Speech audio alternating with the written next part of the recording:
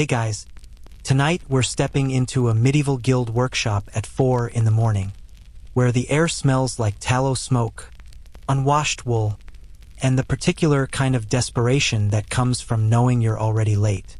The master's bell is clanging somewhere in the darkness above you, and your fellow apprentices are scrambling off their straw pallets like their lives depend on it because, well, they kind of do. You can barely see your own hands in the pre-dawn gloom, but you're expected to be at your workbench, tools ready, fingers nimble, before the master descends those creaking wooden stairs. Welcome to a world where your entire day is dictated by bells, beatings, and the brutal economics of medieval craftsmanship.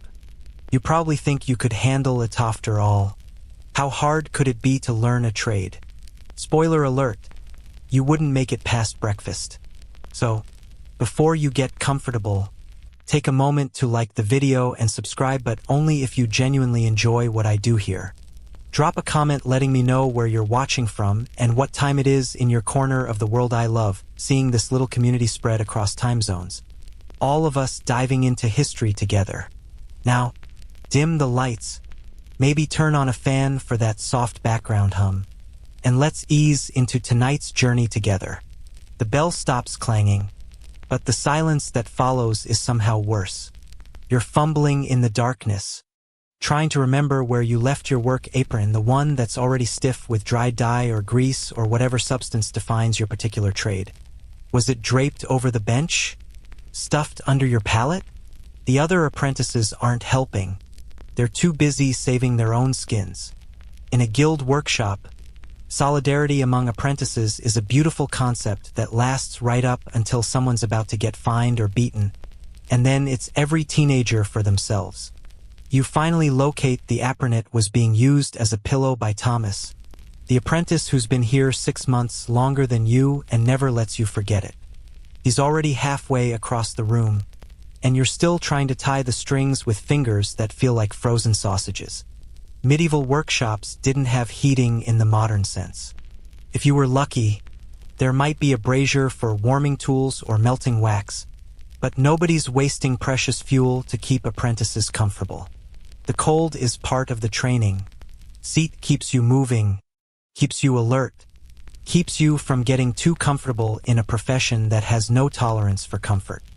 The master appears at the top of the stairs, holding a rushlight that casts his shadow long and ominous across the workshop floor. Master Williamer Master Jean, or Master Heinrich, depending on which European city you've found yourself trapped in. Probably only 40, but he looks ancient in this light. The medieval guild master has survived his own apprenticeship, his journeyman years wandering from city to city, and finally earned enough to set up his own shop. He's not about to let some fumble-fingered teenager ruin the reputation he's spent 20 years building. His eyes scan the room, counting heads, assessing readiness, looking for any excuse to dock someone's already pathetic wages. You're at your bench now, trying to look industrious.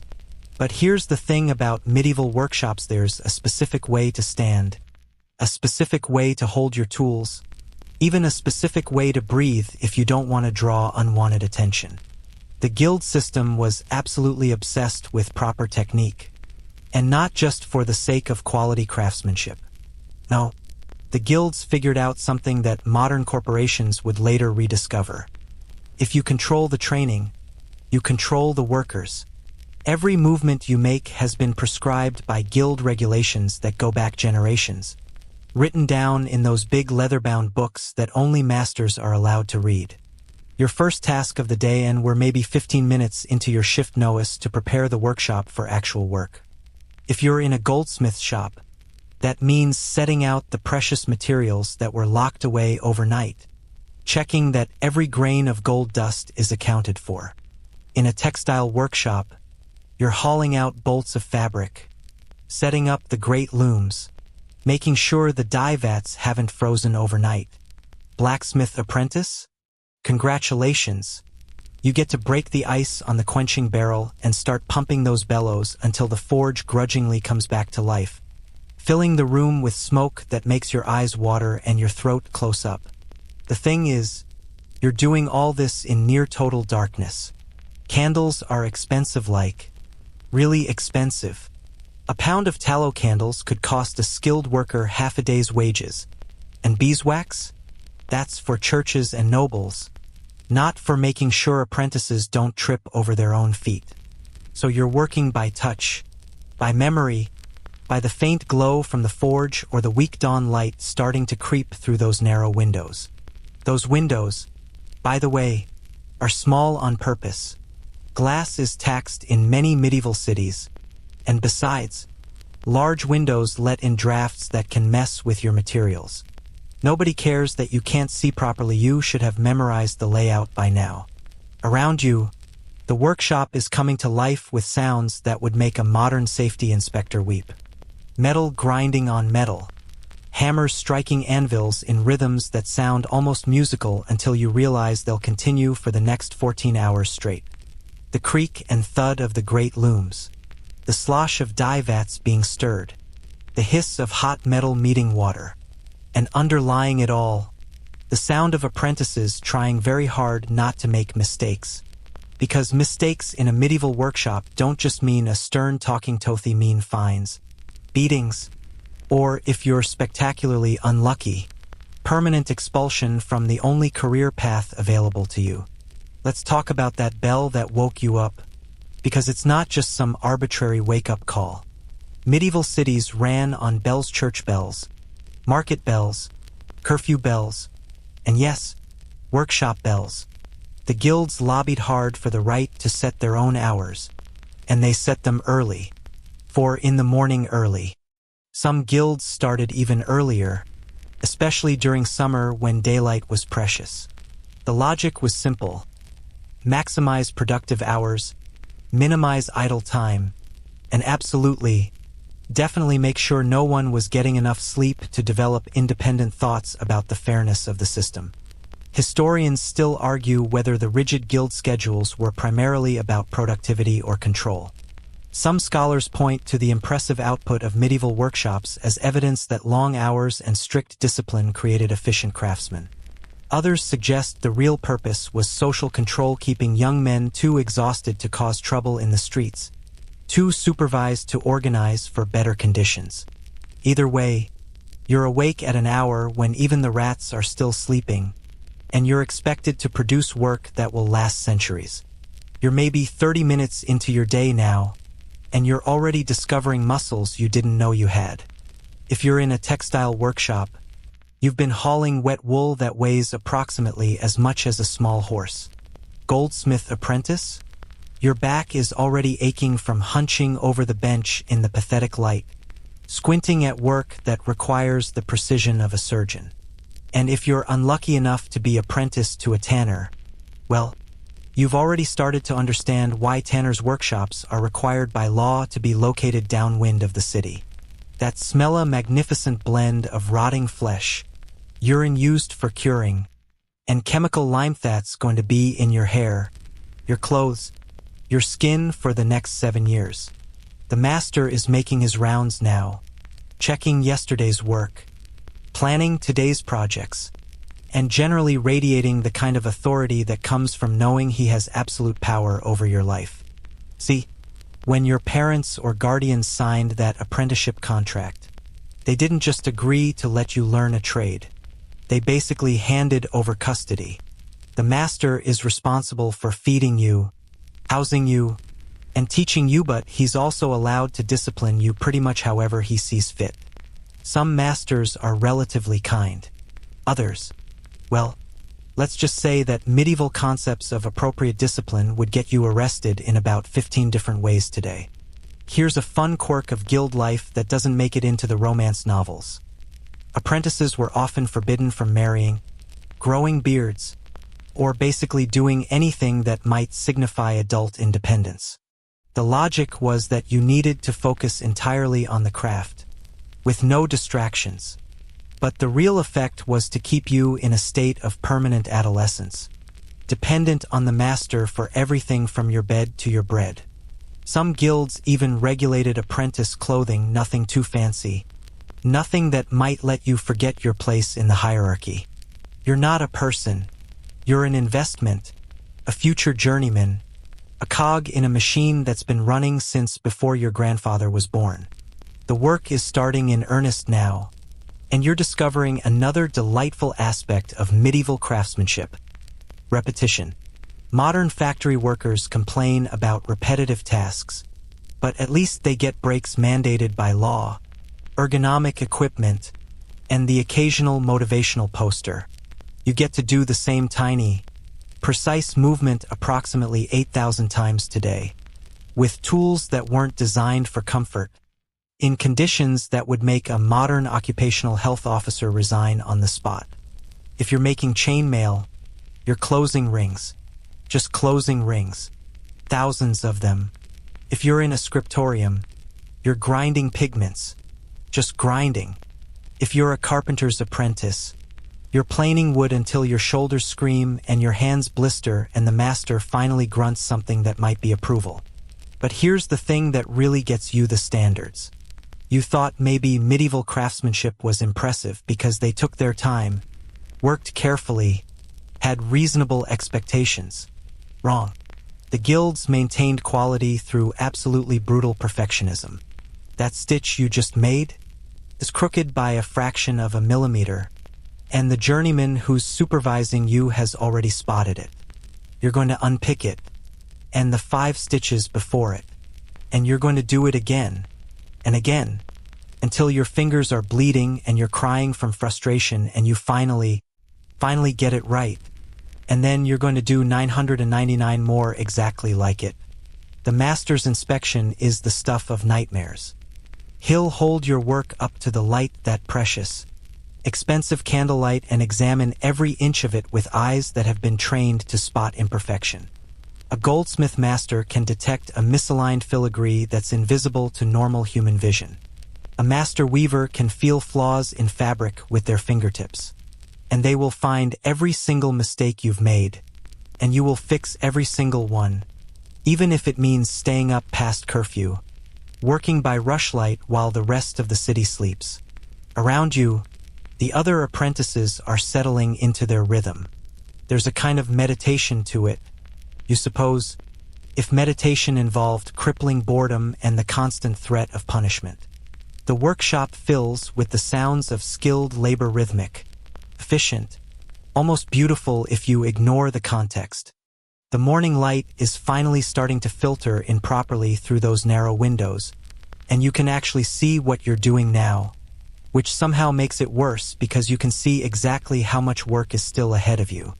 Your stomach is growling. You haven't eaten since yesterday's dinner, which was bread and something that might have been stew but was more likely just bread soup. The master eats well. You can smell better food coming from the upper floors where his family lives. But apprentices eat what apprentices are given, and they eat it when they're told to, and they're grateful for it because the alternative is being released from the contract and trying to survive on the streets of a medieval city with no skills, no references, and no prospects. Here's something they don't tell you in the romantic medieval guild stories. The dust. Every workshop has its own particular variety of dust, and you're breathing it all day, every day. Textile workshops fill your lungs with wool fibers and cotton particles. Stone masons breathe silica dust that will eventually destroy their lungs. Metal workers inhale metal particles and forge smoke. And there's absolutely no concept of ventilation or respiratory protection. You just breathe it, cough it up, and hope you make it to journeyman status before it kills you. Historians still argue whether the high mortality rates in certain trades were primarily due to accidents or long-term occupational disease, but either way, you're not loving your odds. The first hour of actual skilled work is behind you now, and you're starting to understand something fundamental about medieval guild life. This isn't education in any modern sense. This is indoctrination. Every movement you make, every technique you learn, every scrap of knowledge you acquire is coming with a hefty dose of guild ideology. The master doesn't just teach you how to work metal or weave cloth. He teaches you that this is the only right way to do it, that the guild's methods are sacred, That innovation is basically heresy. You're not being trained to think. You're being trained to replicate, to continue, to maintain the status quo for another generation. But you're also learning, despite everything. Your hands are starting to remember the movements. Your eyes are beginning to see the subtle differences between acceptable and excellent work. Your body is adapting to the long hours and physical demands, even if it's doing so through a process that feels more like breaking than building. This is how the guild system survived for Centuriasit was brutal and unfair and exploitative, but it did produce skilled craftsmen, the ones who survived. Anyway, the morning is wearing on, and you're maybe 3 hours into your shift now. 3 hours down, 11 or 12 to go. The master has disappeared upstairs, probably for his actual breakfast, leaving the senior journeyman in charge. This guy is maybe 25, which makes him ancient in apprentice terms, and he's got that particular kind of petty authority that comes from being bullied for years and finally having someone beneath you to push around. He's watching you work, and you can feel his eyes on your hands, just waiting for a mistake he can correct with a cuff to the ear or a sharp word that makes the other apprentices snicker. Welcome to your medieval guild workshop, where it's barely mid-morning and you're already counting the hours until you can collapse back onto that straw pallet and do it all again tomorrow. And the day after that. And the day after that. For the next 7 years. Assuming you survive that long. Still think you could handle it? Yeah, we're just getting started. The reality is settling in now. That bone-deep understanding that this isn't a brief misadventure you can walk away from. That apprenticeship contract your parents signed? It's legally binding. You can't just quit because you're tired or bored or because your hands hurt. Running away means being hunted down, dragged back, and punished publicly to discourage other apprentices from getting similar ideas. Some cities had special constables whose entire job was tracking down runaway apprentices. Medieval society had strong feelings about people abandoning their assigned roles. You're back at your bench, and the work continues. The task you've been given today is technically within your skill level but practically impossible. If you're a goldsmith's apprentice, you might be setting tiny gemstones into a piece that will eventually adorn some noble's finger, except your hands are shaking from cold and fatigue, and one slip means destroying materials worth more than your father earns in a year. Textile apprentice? You're working on cloth destined for a bishop's vestments, and every thread has to be perfect because God himself will apparently be judging your stitch work. The workshop hierarchy is becoming clearer now. At the top, the master owner, teacher, absolute authority. Below him, the journeyman skilled workers who've completed their apprenticeships but haven't yet set up their own shops, either because they can't afford it or because the guild strictly controls how many new masters can be created each year. And at the bottom, so far beneath everyone else that you might as well be part of the floor, the apprentices. You're not even ranked by skill or seniority in any fair way. It's mostly about who's been here longest and who's best at sucking up to the journeyman. There's Thomas again, the one who was using your apron as a pillow. He's been here 6 months longer than you, which means he gets slightly better tasks, slightly more respect, and the privilege of making your life miserable whenever the opportunity arises. He's working 3 benches over, and he's good you can see that even in your exhausted state. His hands move with a confidence you can't imagine achieving. But he's also watching you, waiting for you to mess up so he can report it. In a system where everyone's trying to prove their worth, solidarity is a luxury no one can afford. The tools you're using are starting to feel familiar, at least, even if they're also revealing themselves to be absolutely unforgiving. Modern tools have safety features, ergonomic handles, guards, and failsafes. Medieval tools have sharp edges, rough wooden handles that give you splinters, and a complete indifference to human flesh. You've already got a blister forming on your right thumb, and it's going to pop before midday, and then you'll be working with raw, bleeding skin until it calluses over.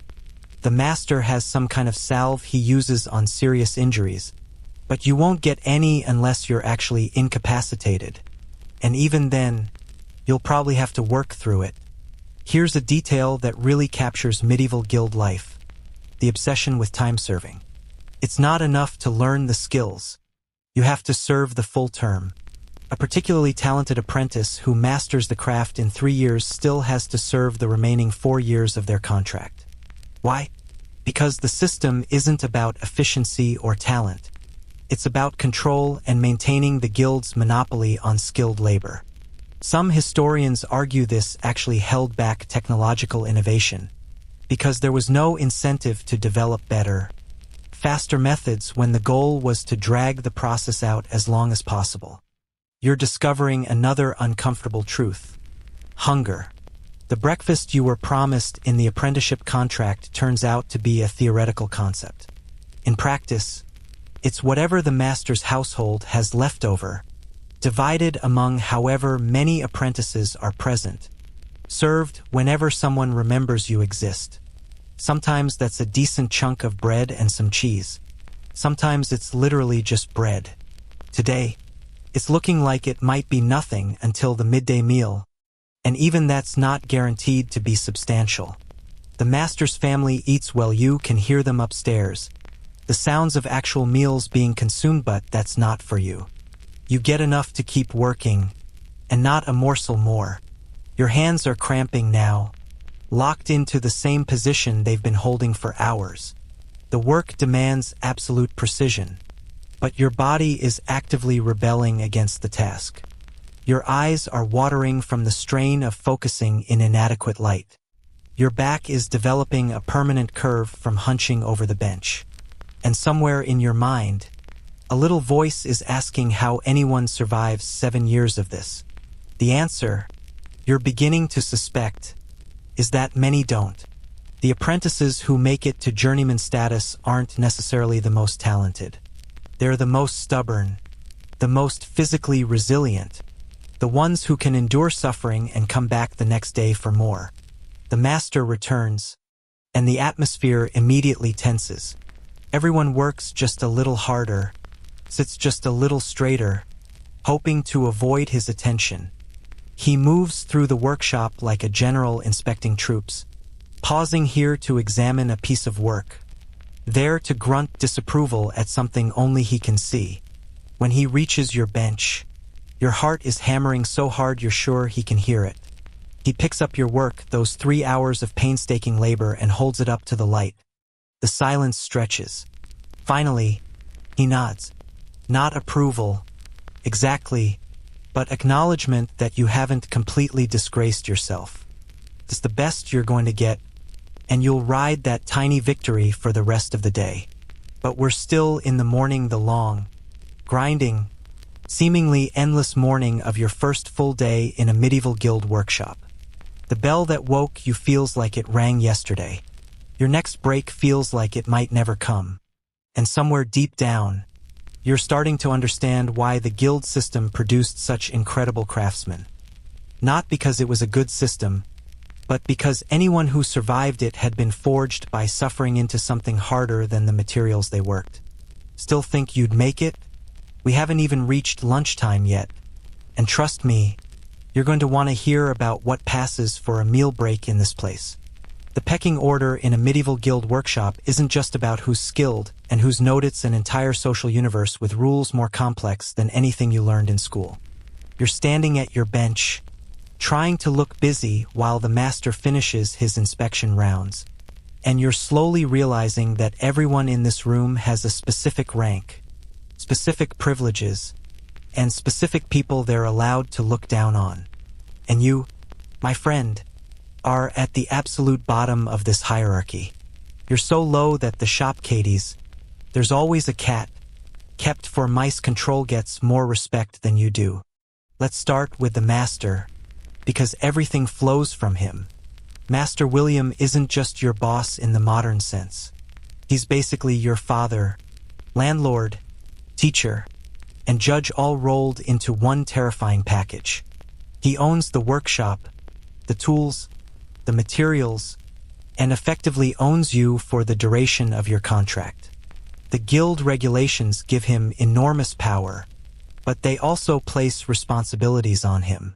He's supposed to feed you, house you, teach you the trade, and not kill you in the process. That last one is actually specified in some guild contracts, which tells you something about how things used to go before they bothered writing it down. Master William earned his position the hard way. He served his own apprenticeship, probably under conditions that make your situation look comfortable. Then he spent years as a journeyman, wandering from city to city to learn different techniques and prove his skill. When he finally had enough money and reputation, he applied to the guild for master statusa process that involved creating a masterpiece, literally a piece of work so good it proved he'd mastered the craft. That masterpiece probably cost him a year's wages in materials alone, and if the guild elders had rejected it, he'd have been stuck as a journeyman forever. So yeah, he's not particularly sympathetic to your complaints about long hours. But here's where it gets interesting. Master William isn't the undisputed king of this workshop. He's also beholden to the guild itself, that shadowy organization of master craftsmen who meet regularly to set prices, establish standards, and generally make sure no one gets too successful or too innovative. The guild can fine him, suspend him, or even revoke his master status if he breaks their rules. Some historians argue that this system prevented monopolies and protected quality standards. Others suggest it was basically a medieval cartel, suppressing competition and innovation to protect established masters. Either way, the master who seems all-powerful to you is actually dancing to someone else's tune. Directly below the master in the hierarchy are the journeymen, and this is where things get complicated. A journeyman has completed his apprenticeship and is technically a skilled craftsman, but he doesn't own his own workshop yet. Some journeymen are young guys saving up to become masters. Others are older men who've been journeymen for decades because they can't afford the masterpiece, or because the guild isn't accepting new masters, or because they've quietly given up on ever rising higher. These are the guys doing most of the actual skilled work in the shop, and their moods are going to make or break your day. There's Johann, the senior journeyman who's been with Master William for 8 years now. He's probably 30, which is getting old for someone who hasn't made master yet. And there's a bitterness to him that you can taste in the air when he's nearby. He knows the craft inside and out probably better than the master in some ways, but he's stuck. Maybe he gambled away his savings, or maybe his masterpiece got rejected, or maybe the guild has simply decided they don't need another goldsmith in this city. Whatever the reason, he's taking out his frustration on you and every other apprentice who represents the hope he's lost. When he corrects your work, there's always an edge to it, a little extra force to the cuff on your ear. Then there's Peter, the younger journeyman who's only been out of his apprenticeship for 2 years. He's still got optimism, still believes he's going to save enough to create his masterpiece and open his own shop. He's marginally nicer to you because he remembers being in your position, but don't mistake that for friendship. He's also desperate to impress the master, which means he'll throw you under the cart without hesitation if it makes him look good. You watched him do it this morning, actually blamed you for a mistake he made, and the master believed him because journeymen don't lie, right? You took the punishment, a sharp word and docked morning meal, and Peter didn't even have the grace to look guilty. The journeymen have their own hierarchy. Of course, senior journeymen outrank junior ones, and within each rank, there are subtle distinctions based on skill, the master's favor, and complex social factors you're only beginning to understand. They have their own workbenches, better tools, and actual beds upstairs instead of straw pallets in the workshop. They eat with the master's family, at least for the main meal. Some of them even earn enough to afford their own lodgings elsewhere, though most live above the shop to save money for that elusive masterpiece. Here's a quirky detail about journeymen that doesn't make it into the history books. They had their own secret societies. Not official guild business, but informal networks where they'd share techniques, warn each other about terrible masters, and occasionally organize work stoppages that were definitely not strikes because strikes were illegal and also theoretically impossible in a system where everyone was supposed to be one big happy workshop family. Historians still argue whether these journeymen's associations were early labor unions or just social clubs, but either way, you're not invited. Apprentices don't get to know the secret handshakes. Below the journeymen but still well above you are the senior apprentices guys who've been here for 5, 6 years and are actually competent now. Thomas, your nemesis, is in this category. These apprentices do real work, not just the grunt labor and endless repetition that fills your days. They're trusted with good materials, complex tasks, and they have the master's ear in a way you can't imagine achieving. They're also the worst, because they remember being new and scared, and instead of showing compassion, they've decided to make sure you suffer exactly as much as they did. It's a cycle of abuse that's been running for generations, each new crop of senior apprentices taking revenge on the junior ones for the humiliations they endured. Thomas is at his bench now, working on something genuinely impressive piece that requires the kind of skill you won't develop for years. He's good, you have to admit, and he knows it. Every so often, he glances over at you, checking if you're watching, making sure you understand the gulf between his abilities and yours.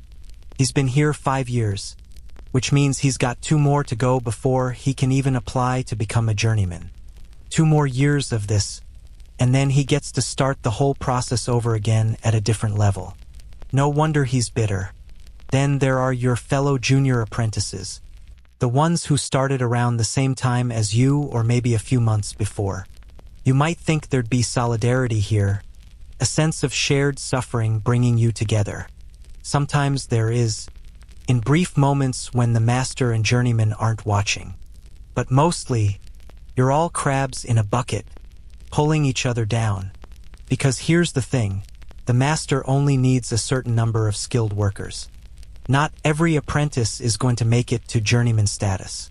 Some will wash out, fail to meet standards, or be released from their contracts for mysterious reasons.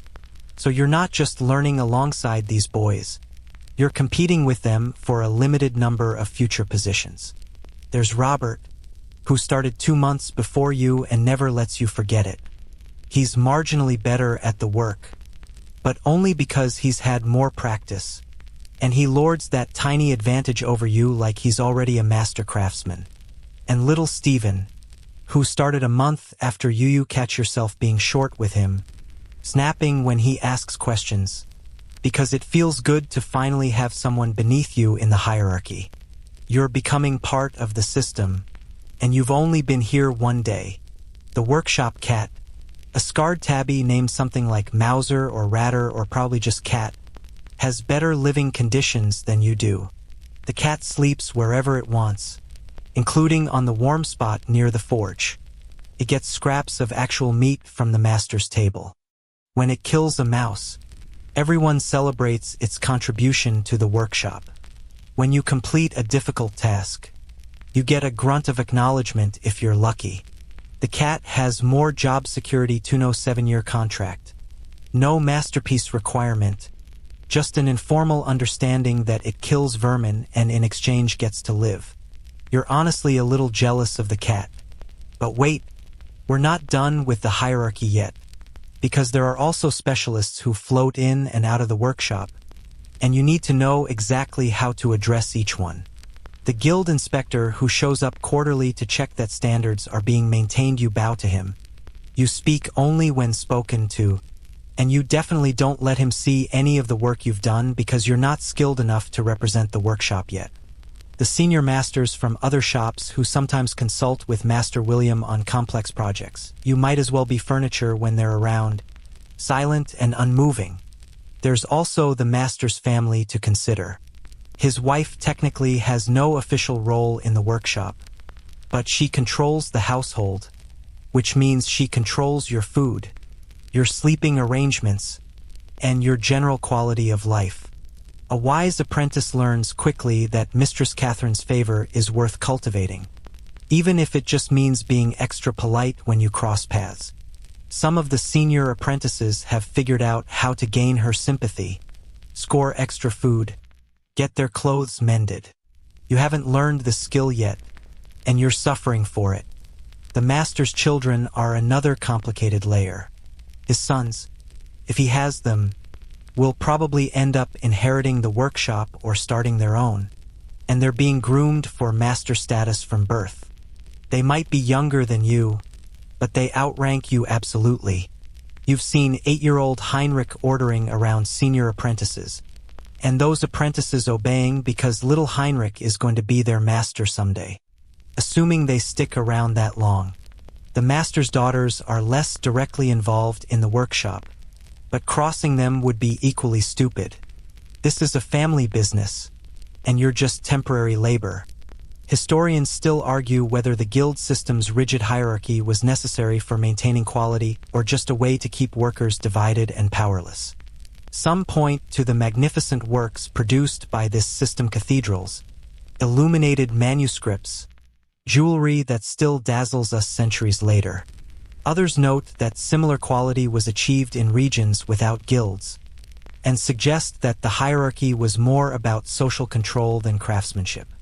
From where you're standing, at the absolute bottom of the ladder, certainly feels like the point is to keep you in your place. Here's something they definitely don't tell you before you sign that apprenticeship contract. The hierarchy isn't just about who gives orders to whom.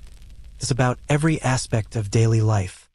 The master eats at a table, with utensils, from proper dishes. The journeymen eat at a lower table, maybe with slightly worse utensils. The senior apprentices eat standing up or sitting on benches. And you?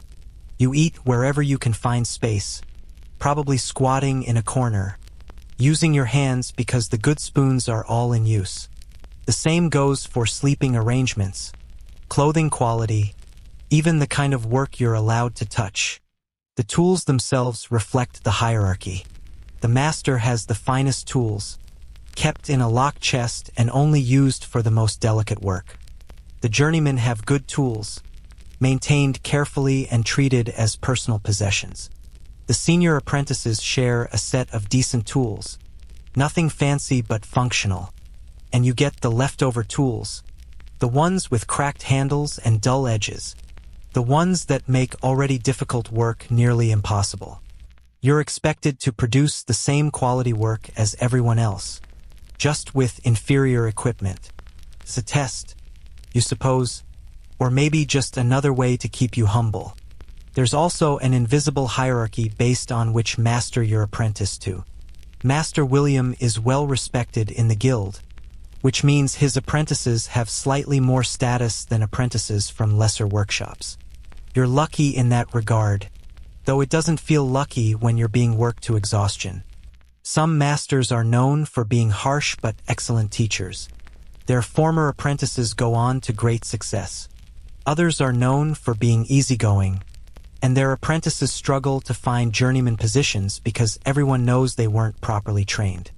Master William is somewhere in the middle, demanding, sometimes cruel, but genuinely interested in producing competent craftsmen. His cold comfort when he's berating you for a crooked stitch. The journeymen are gathering near the forge now, talking in low voices that cut off when you get too close. They have their own world, their own concerns, and you're not part of it. You catch fragments of conversation, something about guild politics, rumors of a price change, speculation about which apprentice is going to wash out first. They're betting on it, you realize with a sick feeling. They've got actual money wagered on which of you junior apprentices will fail. Thomas has odds on you specifically, and they're not good. Your position in this hierarchy isn't just about respect or comfort, it's about your entire future. The connections you make now, the skills you develop, the reputation you build, all of it determines whether you'll eventually become a journeyman, and then maybe, possibly, If you're incredibly lucky and skilled and willing to sacrifice everything, a master with your own shop and your own apprentices to torment. Or maybe you'll be one of the failures, the boys who couldn't cut it, who end up as unskilled laborers or beggars or corpses in a plague pit because they had no other options. The master is calling everyone together now, and the hierarchy becomes physically visible. He stands at the head of the workshop, the journeyman cluster near him, the senior apprentices form a second ring, and you junior apprentices are pressed against the back wall like you're trying to disappear into the stones. He's announcing today's major projecta commission from someone important, maybe a guild official or a minor noble. This is significant work, the kind that can make or break a workshop's reputation. The journeymen will do the skilled portions. The senior apprentices will assist and learn. And you'll be doing whatever menial labor supports the real craftsman. Fetching, carrying, cleaning, holding things steady while better hands do the actual work. But here's the thing about hierarchies: they also provide structure, clarity, a sense of where you stand and what you need to do to rise. In the modern world, advancement can seem arbitrary, political, based on factors you can't control. Here, it's brutally simple. Survive your apprenticeship, develop your skills, serve your time, and you move up. It's unfair and exploitative and designed to benefit those already at the top. But it's also predictable. You know that if you make it through 7 years, you become a journeyman. You know that if you create an acceptable masterpiece and pay the fees, you become a master. The path is clear, even if walking it might kill you. Peter the journeyman is demonstrating a technique now, and everyone's watching.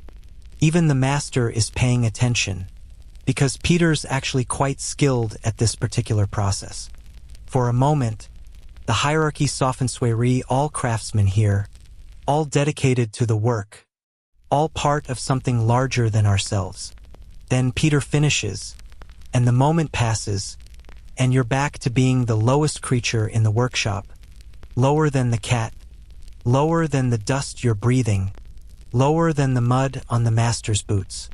You're learning to navigate this world, though, picking up the subtle cues. You know now that you don't speak unless spoken to, that you keep your eyes down when the master is angry, that you can sometimes steal a moment of rest if you position yourself where the journeyman can't see you. You're learning who to avoid and who might show you a tiny scrap of kindness.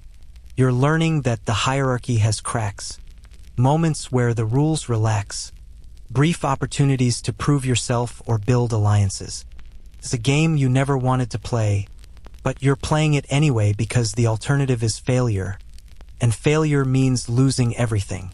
The morning is finally, mercifully, approaching something that might be a break, and you're fantasizing about sitting down, maybe getting some water, possibly even some food. But first, there's one more task, one more demonstration of exactly where you stand in this carefully constructed hierarchy. The master's chamber pot needs emptying, and guess who gets that honor? That's right, the newest, lowest, most expendable apprentice. Welcome to medieval guild life, where even the shit flows downhill according to established social order. Still think you'd survive this? We haven't even gotten to the part about lunch yet.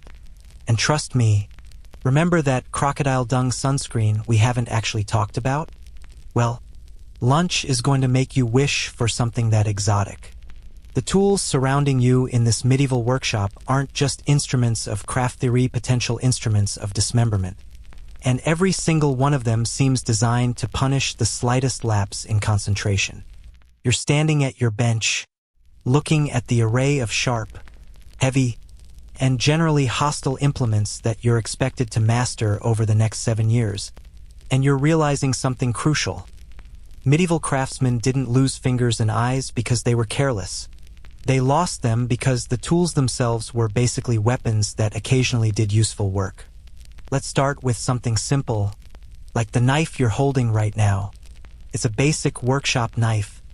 used for everything from cutting leather to trimming excess material to opening packages. The blade is hand-forged iron, sharpened to an edge that could split a hair if anyone bothered trying. The handle is just wood. No guard, no grip tape, nothing to stop your hand from sliding forward onto that edge if the blade catches on something.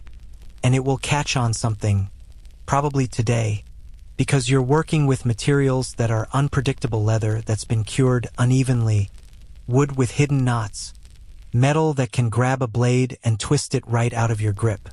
Modern knives have safety features.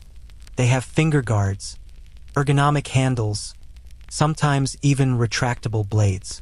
This knife has a sharp bit and a less sharp bit, and you're expected to figure out which is which through trial and error. Preferably not through the error method. But let's be honest, you're probably going to learn at least one lesson the hard way. There's already a dark stain on the workbench that might be old blood, and Thomas helpfully informs you that the last apprentice at the station lost 3 fingers to an infected cut. He's probably exaggerating. Probably. If you're in a textile workshop, your primary enemy is the loom, and it's a monster that makes modern industrial equipment look cuddly.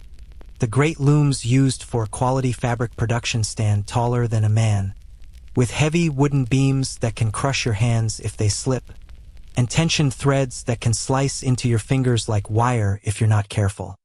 The shuttle, that's the wooden projectile you throw back and forth through the threads, weighs about as much as a brick and moves with approximately the same speed.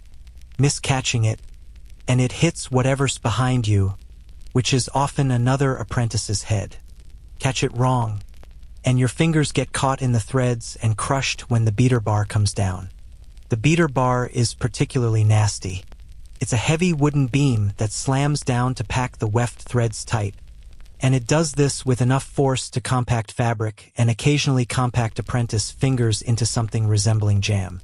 There's no emergency stop button, no safety guard, nothing to prevent you from getting caught in the mechanism except your own reflexes and the hope that someone will notice you screaming before permanent damage occurs. Historians still argue whether the high rate of hand injuries in medieval textile workers was due to equipment design or long working hours causing fatigue-related accidents. From where you're standing, it's probably both. Now let's talk about the blacksmith's forge, if that's your unlucky trade. The forge itself is essentially a controlled explosion that you're standing next to for 12 hours a day. The fire burns hot enough to melt iron that's around 500 degrees Celsius. For those keeping track, and there's nothing between you and that heat except air and hope. The bellows you're pumping to keep the fire hot are powered by your own arms, and they're connected to the fire by a system that occasionally backfires, sending a blast of hot air and sparks directly into your face. No safety goggles, no face shield, just your raw eyeballs and the reflexes you'd better develop quickly. The hammers are worse than you'd expect. A blacksmith's hammer isn't like the little thing you use to hang pictures. It's a heavy steel head on a wooden handle, designed to deliver maximum force to metal that's glowing hot. Miss your strike, and that hammer bounces off the anvil directly into your shin. Hit while the metal's at the wrong temperature, and it shatters, sending shards of hot iron in every direction. The handle can slip in your sweaty hands, the head can crack and fly off, and the whole operation requires you to be within inches of metal that would cook your flesh instantly if you touched it. The quenching barrel is sitting innocently in the corner, but it's killed more than one apprentice who didn't respect it. When you plunge hot metal into water or oil, you get an explosive reactions team, boiling liquid, sometimes actual flames if you're using oil. The barrel itself is just wood, with metal bands to hold it together, and if those bands fail, you get a catastrophic release of boiling liquid directly onto whoever's standing nearby. You're supposed to check the bands every day, but who has time for that when the master's breathing down your neck about productivity? Here's a fun detail about medieval workshop safety that really captures the era. Apprentices were often expected to make their own tools, including the ones they'd use for dangerous work. Your first major project might be forging your own hammer or crafting your own chisel, which means you're using potentially defective equipment to create more potentially defective equipment. It's a self-perpetuating cycle of hazards, and the only quality control is whether you survive using the thing you just made. For the woodworkers out there, let's discuss the saw pit. This is exactly what it sounds like: a pit in the ground where one person stands below and another above, working a massive two-person saw to cut large timbers. If you're the apprentice, guess which position you get? That's right, you're in the pit, pulling the saw down while sawdust rains into your eyes, nose, and mouth. The saw itself is basically a 6-foot-long blade with teeth like a shark. And if the person above loses their grip, the whole thing comes crashing down on your head. Also, you're standing in a hole, so if something goes wrong, you can't even run away effectively. The adzathat's like an axe, but with the blade perpendicular to the handles, responsible for more missing toes than probably any other medieval tool. You're supposed to swing it between your legs to shape wood, which means every stroke is aimed directly at your own feet. The logic is that this gives you better control and leverage, which is true, but it also means that one slip sends a sharp blade directly into your ankle. Experienced craftsmen develop a very specific stance that keeps their feet mostly out of the danger zone. You haven't developed that stance yet, and your feet are right there, vulnerable and waiting. Chisels are another nightmare. You're holding a sharp metal blade against wood or stone, and then you're hitting the back of it with a hammer or mallet, trying to drive it precisely where you want it to go. Except the wood might have a knot that deflects the chisel, or the stone might have a flaw that makes it split unexpectedly, or your grip might slip, or the chisel might be slightly defective, or the hammer might glance off at an angle. There are so many ways for this to go wrong, and most of them end with the chisel embedded in your hand instead of the workpiece. The guild regulations do mention safety, sort of. There are rules about maintaining equipment and storing dangerous materials properly. But these rules are about protecting the workshop and the master's investment, not about protecting you. A rule might specify that sharp tools should be stored in a locked chest overnight, not to prevent apprentice injuries, but to prevent theft or damage to valuable equipment. The fact that this might also reduce accidents is purely incidental. Historians still argue whether medieval craftsmen were actually safer than modern workers, once you account for the fact that they worked more slowly and carefully. Some evidence suggests that the ritualistic, methodical approach to craft work actually prevented many accidents because every movement was deliberate and practiced. Other evidence like the skeletal remains showing healed fractures, missing digits, and repetitive stress injuries suggests that medieval workshops were death traps where survival was more about luck than skill. Let's talk about the materials themselves, because they're often as dangerous as the tools. If you're working with metals, you're exposed to lead, mercury, arsenic, and other toxic substances that people won't fully understand for another few centuries. Gilders used mercury to apply gold leaf, breathing the fumes day after day until they developed tremors and madness. That's where the phrase "mad as a hatter" comes from, though it applies to gilders too. You're probably being exposed to something toxic right now, and you won't even know it until the symptoms appear years later. Dyes and pigments are particularly horrible. That beautiful blue color in expensive fabrics? It might come from woad, which requires fermentation in stale urine, so you're breathing ammonia fumes while you work. The bright red could be from cinnabar, which is mercury sulfide, literally a poison. The vivid green that's so popular in illuminated manuscripts. Arsenic-based, naturally. You're grinding these substances into powder, mixing them with binders, breathing the dust, getting it on your skin, and nobody has any idea that they're toxic because germ theory and toxicology won't be invented for centuries. The workshop itself is a hazard. The floor is uneven, with worn spots where generations of craftsmen have stood. and raised areas where the boards have warped. There's poor lighting, as we've established, which means you can't always see obstacles or hazards. The ceiling is low in places, with exposed beams that are perfect for cracking your skull if you stand up suddenly. And everything is made of wood in an era when fire is the primary source of light, heat, and industrial power. It's not a question of if there will be a fire, but when and whether you'll be able to get out before the whole structure becomes your funeral pyre. Speaking of fire, let's discuss the candles and lamps that provide your inadequate lighting. These are open flames, obviously, sitting on or near workbenches covered in sawdust, fabric scraps, and other flammable materials. The tallow candles drip hot fat that can burn your skin or ignite your clothes. The oil lamps can tip over, spilling burning oil across the workspace. And everyone's so used to working around open flames that they've become complacent, right up until the moment when someone's sleeve catches fire or a spark lands in a pile of shavings and suddenly the whole workshop is burning. The ventilation, or lack thereof, is killing you slowly. Every workshop has its own toxic atmosphere: metal dust, wood dust, chemical fumes, smoke from the forge or from candles, and the accumulated breath and body odor of people working in close quarters. Those narrow windows we mentioned earlier don't provide nearly enough air exchange, especially in winter when they're shuttered against the cold. You're basically marinating in a soup of airborne hazards, and your lungs are going to look like a disaster zone if you live long enough for anyone to examine them. Here's a particularly grim detail. The guild regulations sometimes specified what to do with an apprentice who was permanently disabled by a workshop accident. In some cases, the master was required to continue housing and feeding the injured apprentice, but not to pay them or continue their training.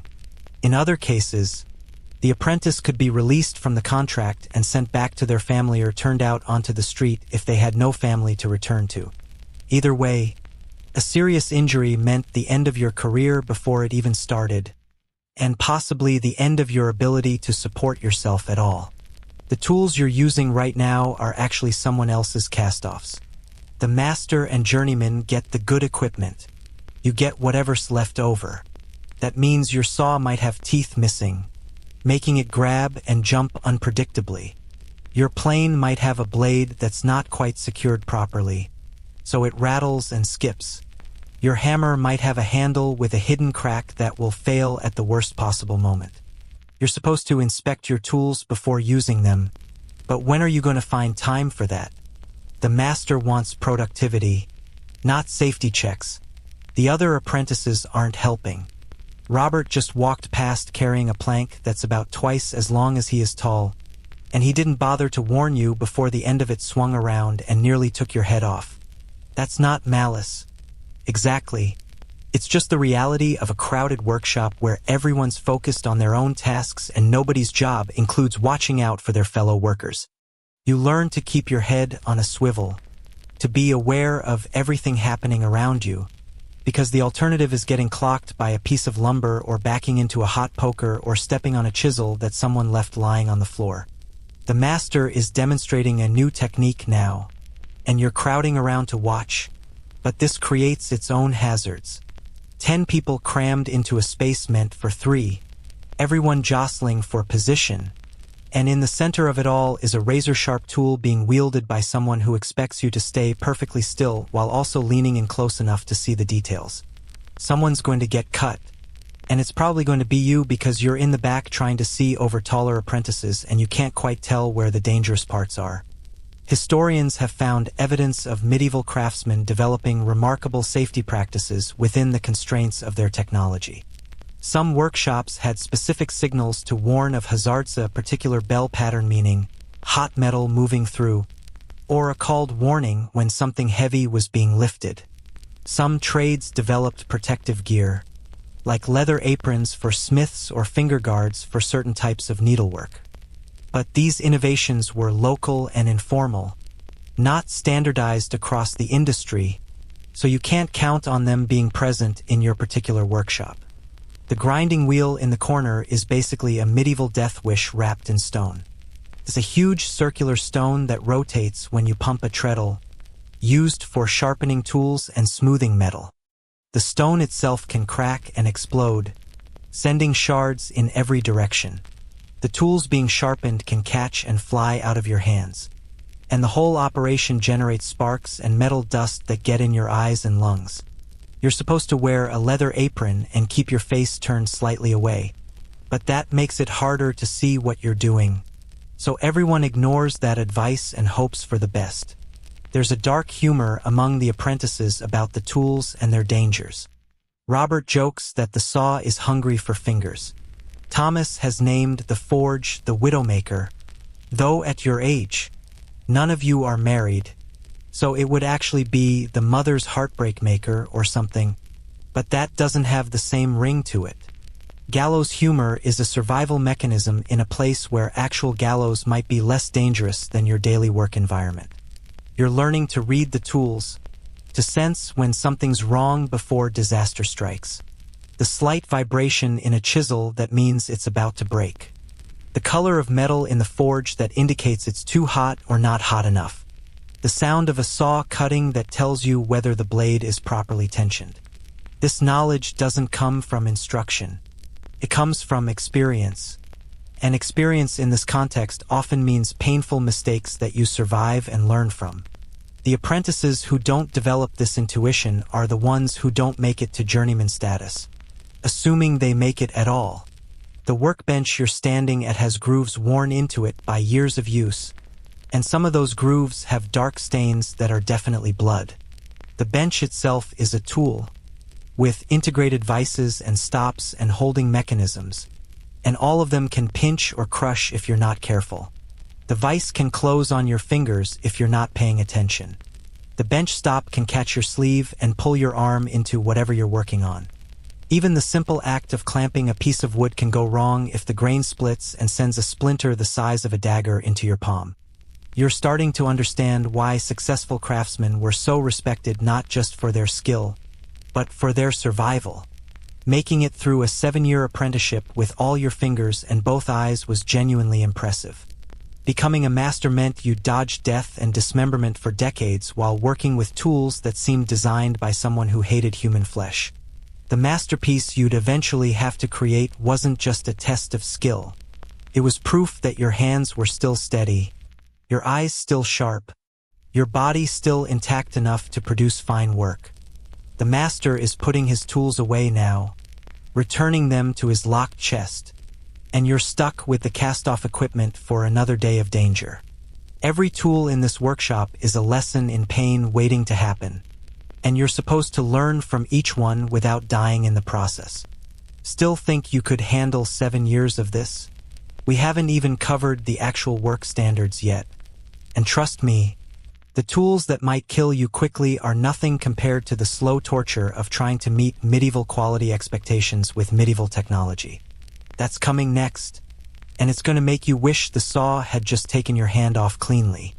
The master is holding your work up to the light that precious, expensive candlelight, and his face is doing something complicated that you're learning to interpret as deep disappointment bordering on disgust. You've spent the last 4 hours on this piece. 4 hours of painstaking effort with aching hands and watering eyes, and he's found 17 separate flaws in the space of 30 seconds. Not just found them, but cataloged them, ranked them by severity, and is now explaining in excruciating detail exactly how each one represents your fundamental unworthiness as a craftsman. Welcome to quality control, medieval style, where perfection isn't just expected, it's the bare minimum, and anything less means doing it all over again.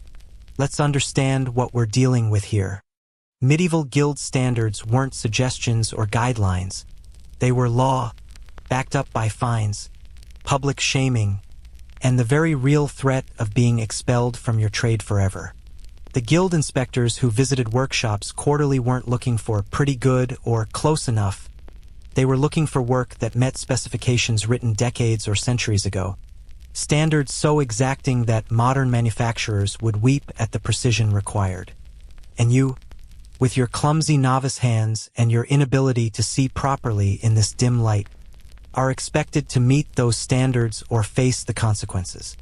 The master is pointing at your first flaw now, a stitch that's crooked by perhaps a millimeter, invisible to any normal human eye but glaring obvious to him. In a textile workshop, every stitch has to be identical in length, tension, and angle, not similar, identical. The guild regulations specify exactly how many stitches per inch are required for different types of fabric, and inspectors will actually count them.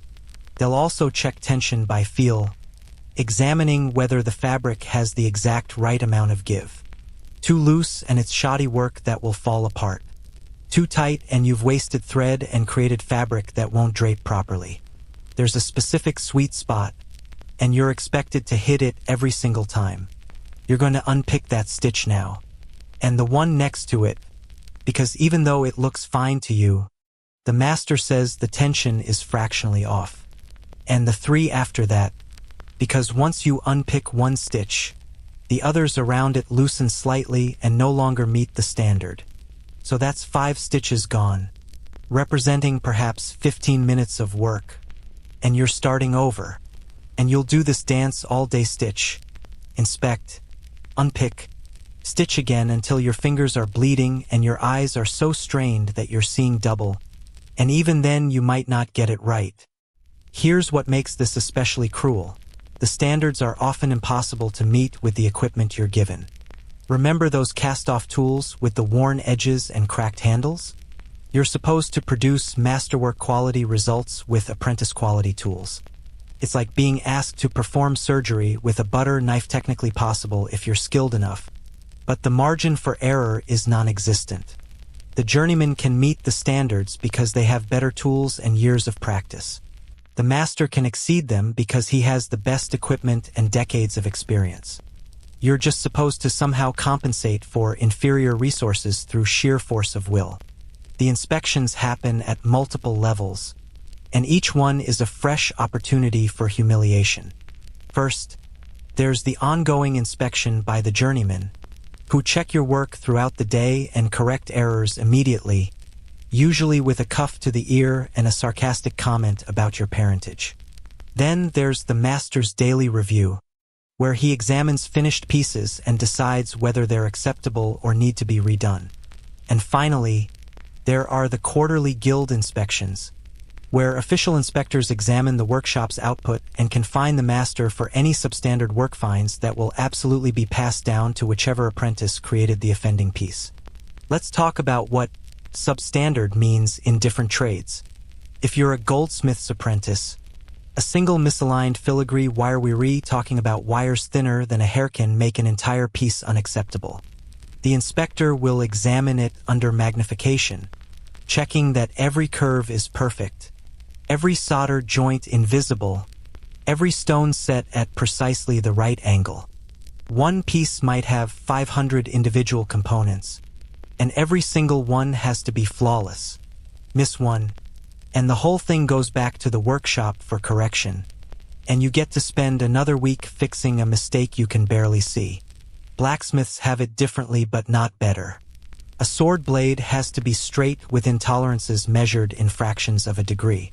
The edge has to be sharp enough to cut silk dropped on it. Hats, an actual test they use.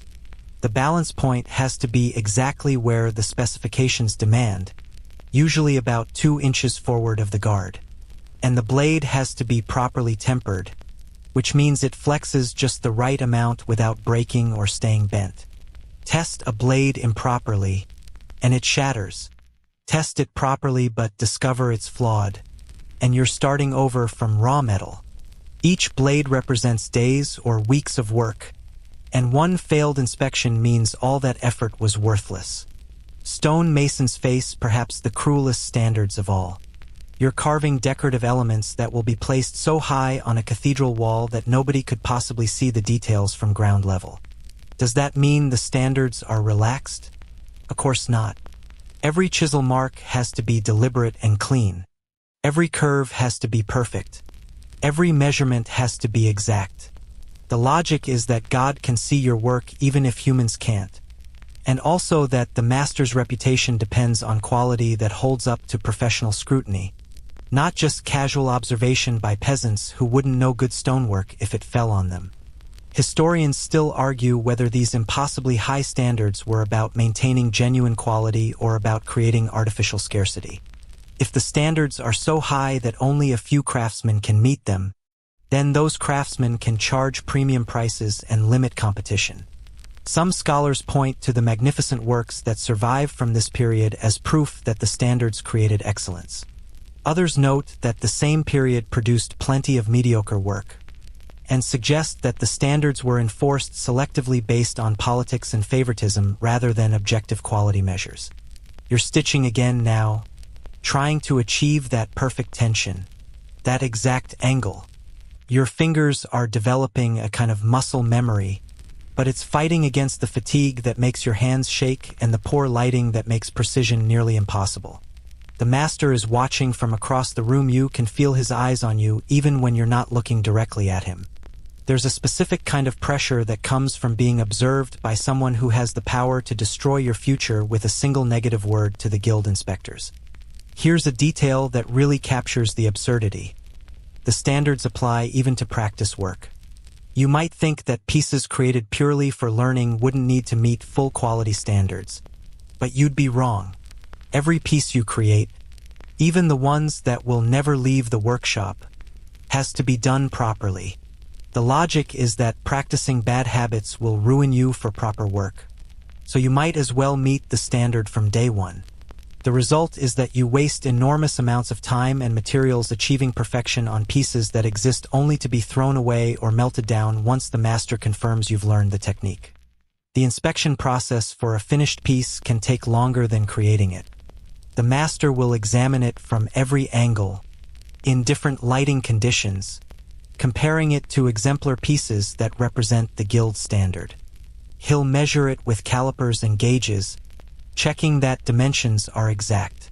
He'll test its function, whether that's the drape of fabric, the swing of a tool, or the fit of joined pieces. And he'll do all this while you stand there sweating, knowing that weeks of work could be invalidated by a single flaw you didn't even know was possible. Different guilds had different testing methods, and some of them were deliberately designed to reveal flaws. Fabric might be stretched to check for weak points in the weave. Pottery would be struck with a small hammer to listen for the ring that indicated proper firing. Metal tools would be tested against hard materials to ensure they held an edge. These weren't gentle evaluations. They were stress tests designed to find the breaking point, and if your work broke under testing, well, that proved it wasn't good enough, didn't it? The psychological warfare of constant inspection is breaking you down faster than the physical labor. You can't just do the work. You have to do it while imagining the master's judgment, the journeyman's criticism, the inspector's disapproval. Every stitch carries the weight of potential failure. Every hammer blow could be the one that reveals a flaw in your technique. You're not creating things. You're creating things that will be judged. And the judgment is always harsh because the standards are designed to be nearly unattainable. Thomas, that senior apprentice who loves making your life miserable, is working 3 benches over, and his work flows smoothly because he's internalized the standards after 5 years of this torture. His hands move with confidence, making adjustments so subtle you can't even see them, compensating for material variations automatically. You hate him for his competence almost as much as you hate him for his attitude. But you're also studying him, trying to understand what he's doing differently, how he achieves that perfect tension without apparent effort. The master has moved on to inspect a journeyman's work now, and even Peter, who's been doing this for years, is nervous. The piece is genuinely beautiful. You can see that even with your untrained eye, but the master finds 2 minor flaws that need correction. Peter accepts the criticism with a tight jaw and starts making adjustments. If even the journeyman can't consistently meet the standards, what hope do you have? The answer, you're beginning to realize, is that hope isn't the point. Grinding persistence is the point. You keep trying, keep failing, keep correcting, until either your work improves or you break completely. Here's a quirk of the medieval quality system that seems designed to drive people mad. The standards evolved over time, but they evolved through oral tradition and master craftsmen's judgment rather than written specifications. What was acceptable last year might not be acceptable this year if the guild's master craftsmen have decided to raise the bar. You're aiming at a moving target while blindfolded, and the penalty for missing is starting over from scratch. Some historians suggest this kept quality improving over generations. Others point out that it also gave masters enormous arbitrary power over apprentices and journeymen. The materials themselves are judged as harshly as the workmanship. If you're working with wood, every piece has to be examined for grain, knots, moisture content, and hidden flaws. Use a piece with a knot in the wrong place, and your finished work is automatically substandard no matter how well you've crafted it. But you don't get to choose the best materials, those go to the master and the journeyman. You get the leftover pieces, the ones with questionable grain or slight warping, and you're still expected to produce perfect work. It's another impossible standard, another setup for failure. The guild regulations specify not just the quality of finished work, but also the process for achieving it. There's a right way to hold tools, a right sequence of operations, a right technique for every task. Deviate from these methods, and even if your finished piece is perfect, it's still wrong because you didn't follow proper procedures. This makes a kind of sense. The guilds want to preserve traditional methods and prevent dangerous shortcuts, but it also means you can't innovate or find more efficient approaches. You're locked into methods that might be decades or centuries old, whether they're the best approach or not.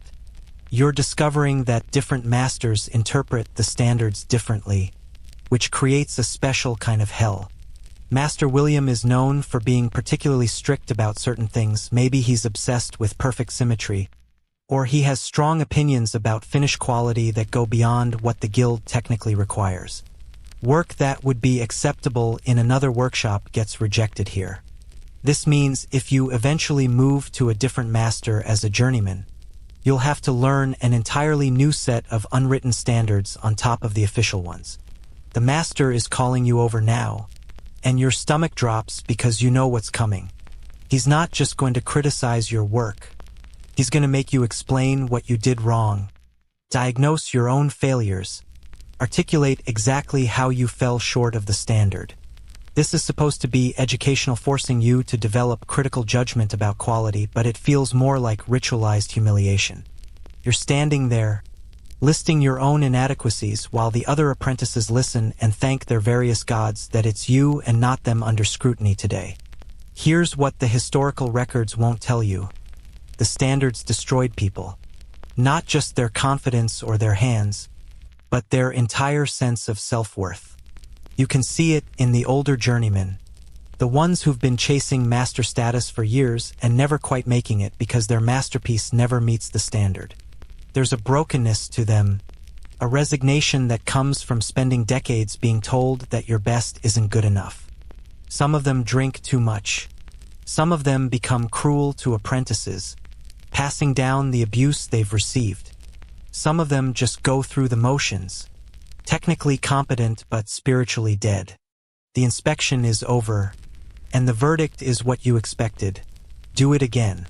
Not just fix the flaws, but start completely over, because the master says you need to internalize the correct technique from the beginning rather than trying to patch a fundamentally flawed approach.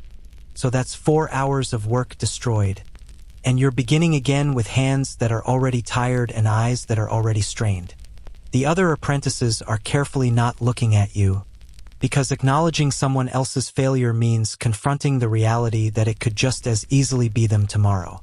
You're setting up for another attempt, laying out your materials, positioning your tools, trying to remember every criticism and correction. The standard hasn't changed, it's the same impossible level of perfection it was this morning, but somehow you have to meet it this time. Your hands are shaking slightly, from fatigue or frustration or fear, and you're trying to will them steady because perfection requires absolute control. The master has moved on to terrorize someone else, but you can still feel the weight of his expectations. The guild's requirements, the whole crushing system of quality control that treats you as a failed machine rather than a learning human. Historians note that medieval guilds produced works of stunning quality that still impress us today, illuminated manuscripts with gold leaf so fine you can barely see it, buildings that have stood for centuries, metalwork of incredible delicacy. They're right, of course. But what they don't always emphasize is the human cost of that quality. The broken apprentices and desperate journeymen, and the system that ground people down in pursuit of standards that seemed designed more to exclude than to educate.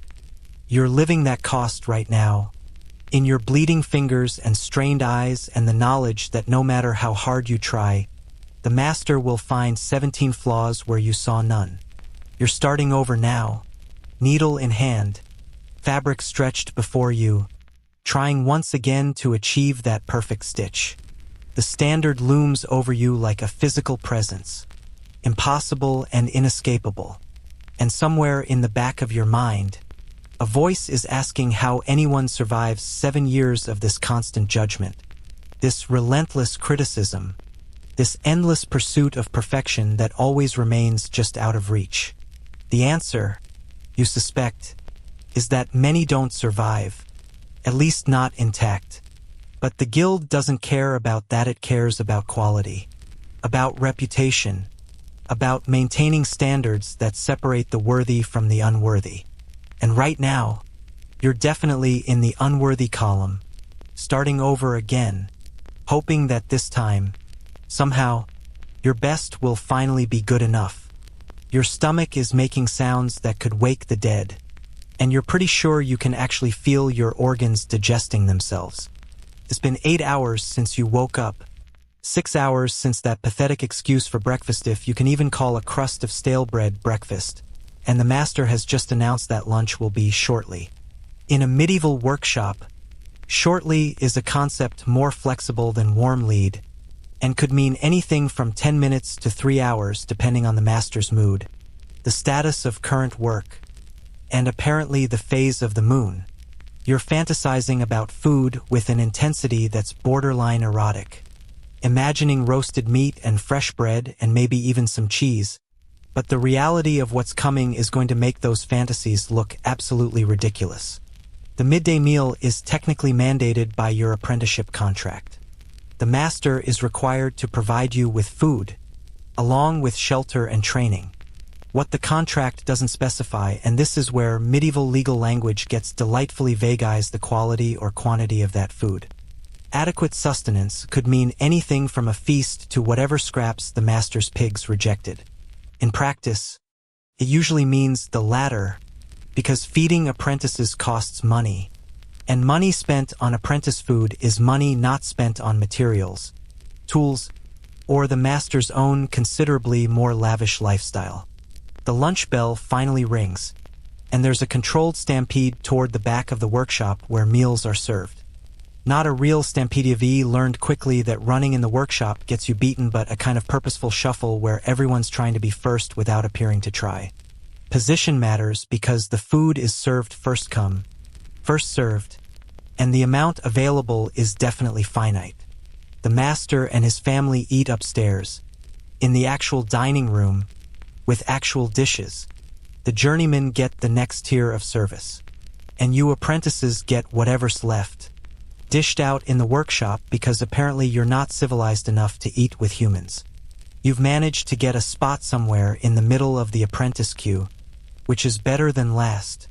At least, Robert is ahead of you, and little Stephen is behind, and you're all watching as Johann the journeyman serves the food with the enthusiasm of a man distributing plague samples. The main dish today appears to be something that might charitably be called potagethets, a thick stew that's basically the medieval working-class staple. Except this pottage has the consistency of wallpaper paste and the color of something you'd scrape off the bottom of a boat. The serving size is determined by Johann's mood and his assessment of your recent work performance. You watched him give Thomas a slightly larger portion, and Thomas smirked because he knows he's in favor today.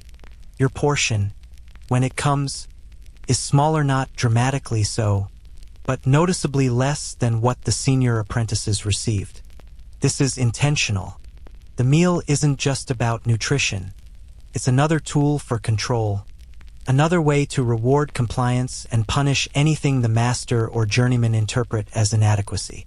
You briefly consider protesting, but Johann's hand is already moving to the next bowl, and complaining about food portions is a fast track to getting even less tomorrow. Here's what's actually in your pottage: bread. Lots of bread, because bread is cheap when you buy the old stuff that bakers can't sell to anyone with standards. Some kind of grain, possibly barley or oats, boiled until it's lost all texture and most of its nutrition. A few bits of vegetable that might be turnip or parsnip. It's honestly hard to tell when everything's been boiled into the same grayish-brown submission. And meat. There's actually some meat in here. Tiny chunks of something that was once part of an animal. What kind of animal? What part of that animal? These are questions you've learned not to ask, because the answers are either depressing or actively horrifying. The bread that accompanies this feast is trencher bread from yesterday, or possibly the day before. It's hard as a weapon and stale enough that you have to soak it in the pottage to make it chewable. In wealthier households, trencher bread serves as an edible plate, absorbing the juices from food before being eaten or given to the poor.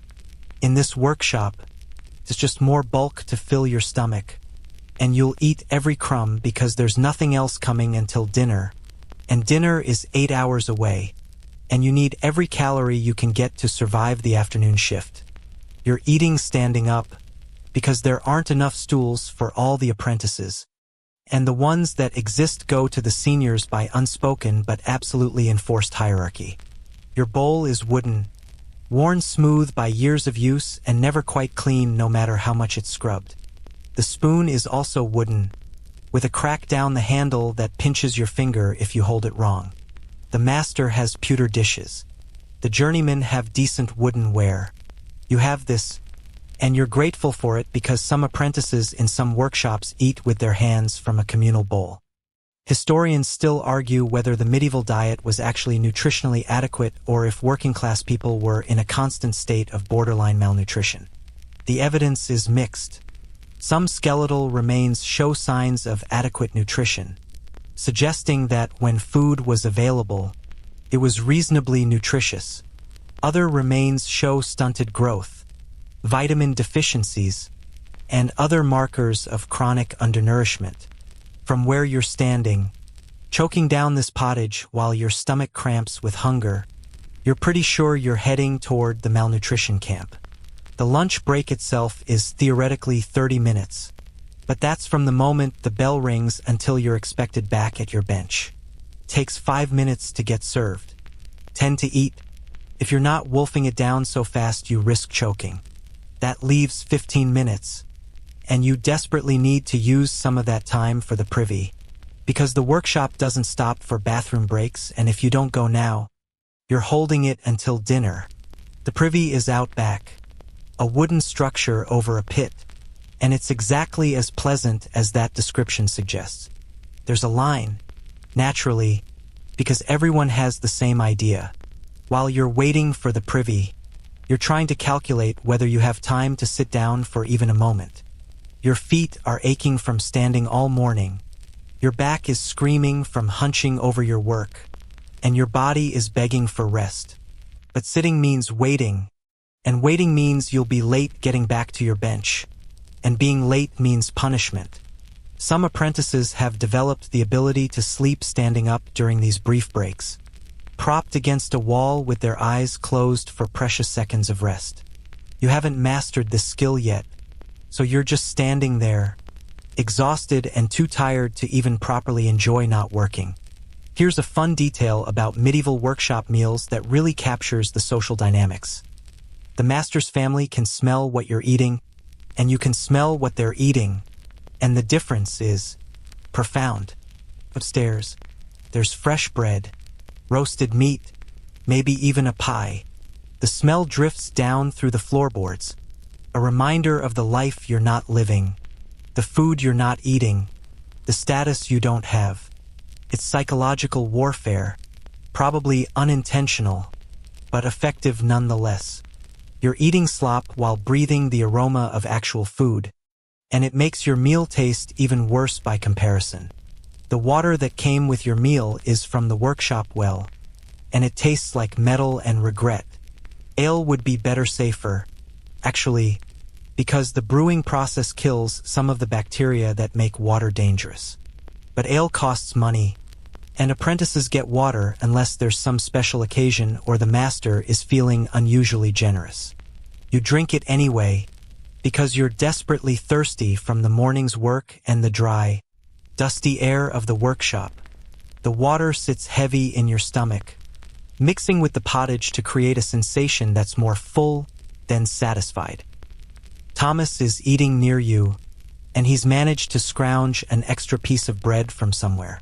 Maybe he charmed the cook, or maybe he stole either way. He's got more food than you, and he's making sure you notice.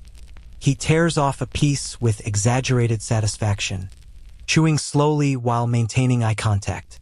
This is what passes for entertainment during the lunch break. Petty demonstrations of superior resource acquisition.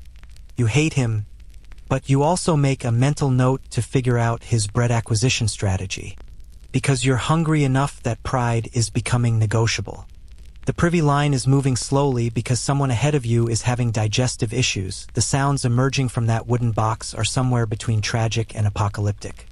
This is what happens when you eat the same terrible food day after day. When your diet lacks variety and freshness. When everything's been boiled or baked until it's barely recognizable. Gastrointestinal problems are so common among apprentices that they're basically just part of the job description. You've learned to live with a constant low-level stomach ache, occasional cramping, and digestive processes that have their own alarming schedule. Your turn at the privy finally comes, and it's exactly as unpleasant as you feared. The medieval concept of sanitation is dig a hole and hope for the best, and the smell is indescribable. There's a bucket of sawdust for covering your business, and some torn rags that serve as toilet paper, though calling them paper is generous. You do what you need to do as quickly as possible, because the privy is also freezing cold. There's a draft coming up from the pit that makes the experience even more miserable. The whole thing is undignified and uncomfortable, and you're already looking forward to being back at your bench, which is a sentence you never thought you'd think. Historians have noted that medieval people had different standards of comfort and cleanliness than we do, which is a polite way of saying they lived in conditions we'd consider intolerable. The privy situation is a perfect example. Modern people would riot over these conditions. Medieval apprentices just accept it because there's no alternative. You're learning to adjust your expectations, to find the small mercies in a generally miserable situation. The privy doesn't collapse while you're using it. That's a win. The water doesn't make you immediately sick. Another victory. The bar for success is so low it's practically underground. You're heading back to the workshop now, and you've got maybe 5 minutes left of your break. Some apprentices are standing in the small yard behind the workshop, getting fresh air and weak sunlight. It's October, so the air has that crisp quality that would be pleasant if you weren't bone-tired and underfed. The sun feels good on your face for these few moments, and you're trying to store up the sensation because it's going to be another 6 hours in the dim, enclosed workshop before you see daylight again. Little Stephen is sitting on a barrel, and he looks like he might cry. His lunch portion was even smaller than Yorsh, the newest apprentice, the lowest of the low, and Johann was particularly stingy with him today. You should probably say something encouraging, offer some solidarity, but you're too tired and hungry yourself to spare the emotional energy. This is what the system does. It isolates you, makes everyone so desperate for their own survival that there's nothing left over for compassion. You walk past Stephen without speaking, hating yourself a little but not enough to actually stop. The bell rings, signaling the end of lunch, and it's been maybe 25 minutes total. You didn't get to sit down. You barely finished eating, and you're already exhausted again. facing the afternoon shift with a stomach that's fuller but somehow not satisfied, because bulk isn't the same as nutrition and your body knows it. The other apprentices are shuffling back inside, and you're joining the flow, returning to your bench, picking up your tools, preparing for another 6 hours of precise, demanding work on inadequate fuel. Here's a detail that really captures the cruelty of the meal system. The master is genuinely required to feed you by the terms of your contract, and he's fulfilling that requirement. The contract says provide meals, and technically, he is providing meals. They're terrible meals, insufficient meals, meals that leave you hungry and dreaming of food, but they're meals. If you or your family complained, the guild would examine the situation and likely conclude that the master is meeting his obligations. The system is designed to allow this kind of exploitation while maintaining the appearance of fairness. The afternoon is stretching ahead of you now, and your lunch, if you can even call it, that 'tis already a fading memory.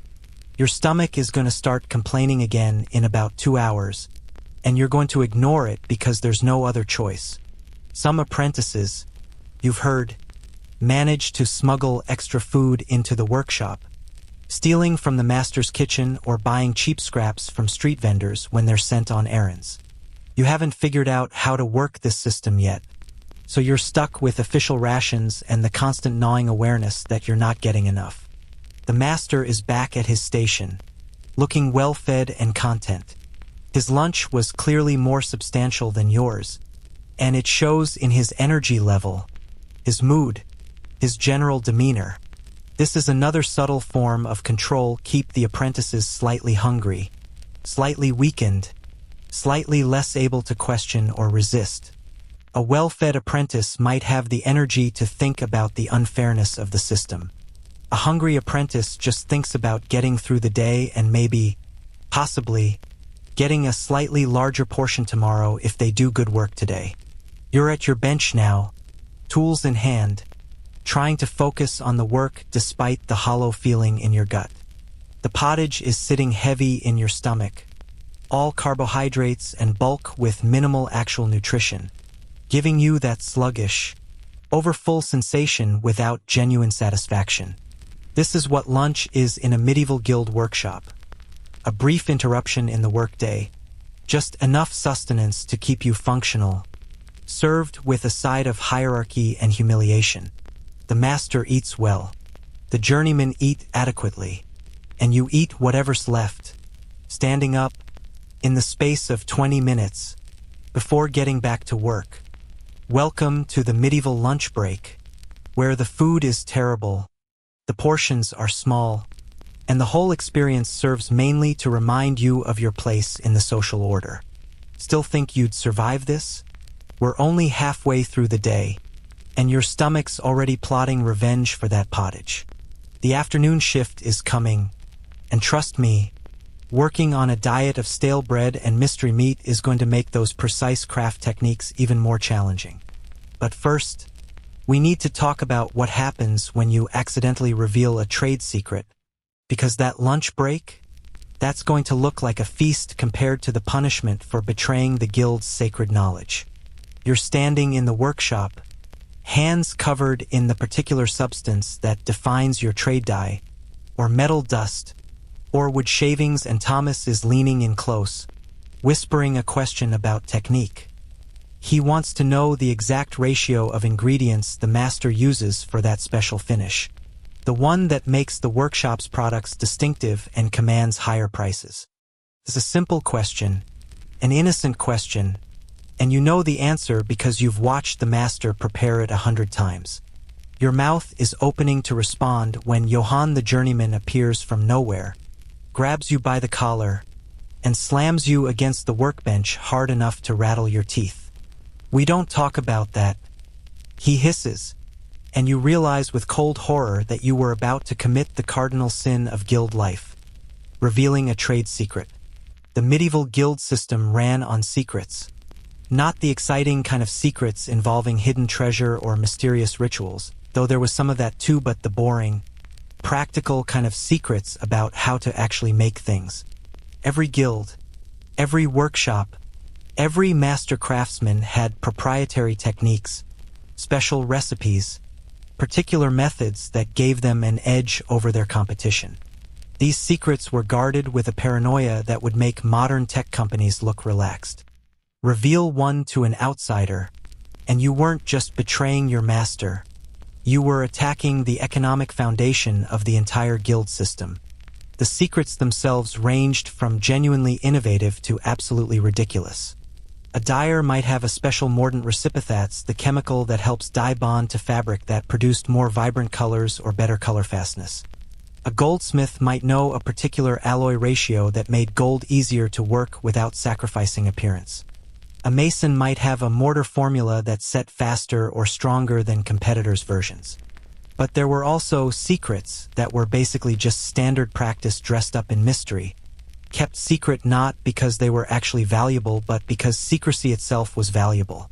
If your competitors think you know something they don't, they're at a psychological disadvantage even if your secret is just doing the normal thing slightly more carefully.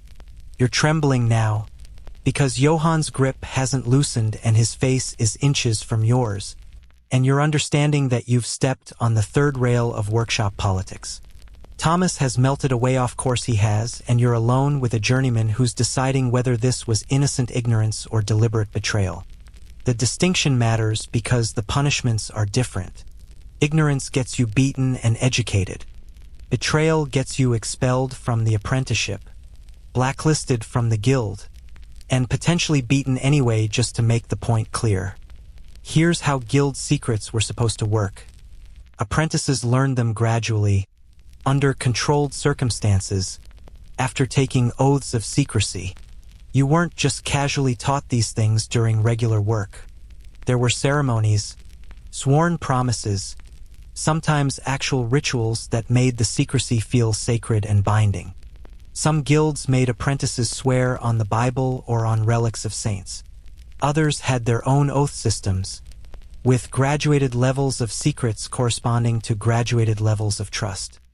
The most sensitive techniques might not be taught until you were almost finished with your apprenticeship, when you'd proven your loyalty and discretion over years of service. Johann releases you, apparently deciding you're just stupid rather than malicious, but the warning is clear. The mixing ratios, the preparation methods, the finishing techniques, those are the master's property. Understand? You learn them to use them in this workshop, for the master's benefit, not to share, not to remember for later, not to discuss with anyone, ever. You nod frantically, and he walks away, leaving you shaking and newly aware of how many minds are buried in the landscape of workshop knowledge. The paranoia about secret sharing wasn't entirely unreasonable, to be fair. In a system where your livelihood depended on being able to do something others couldn't, information security was existential. A master whose techniques became common knowledge would see his prices drop, his commissions dry up, his workshop struggle. The guilds themselves understood this, which is why they built elaborate enforcement mechanisms to prevent information leakage. There were spies. Masters would send trusted journeymen to other cities to learn competitors' methods.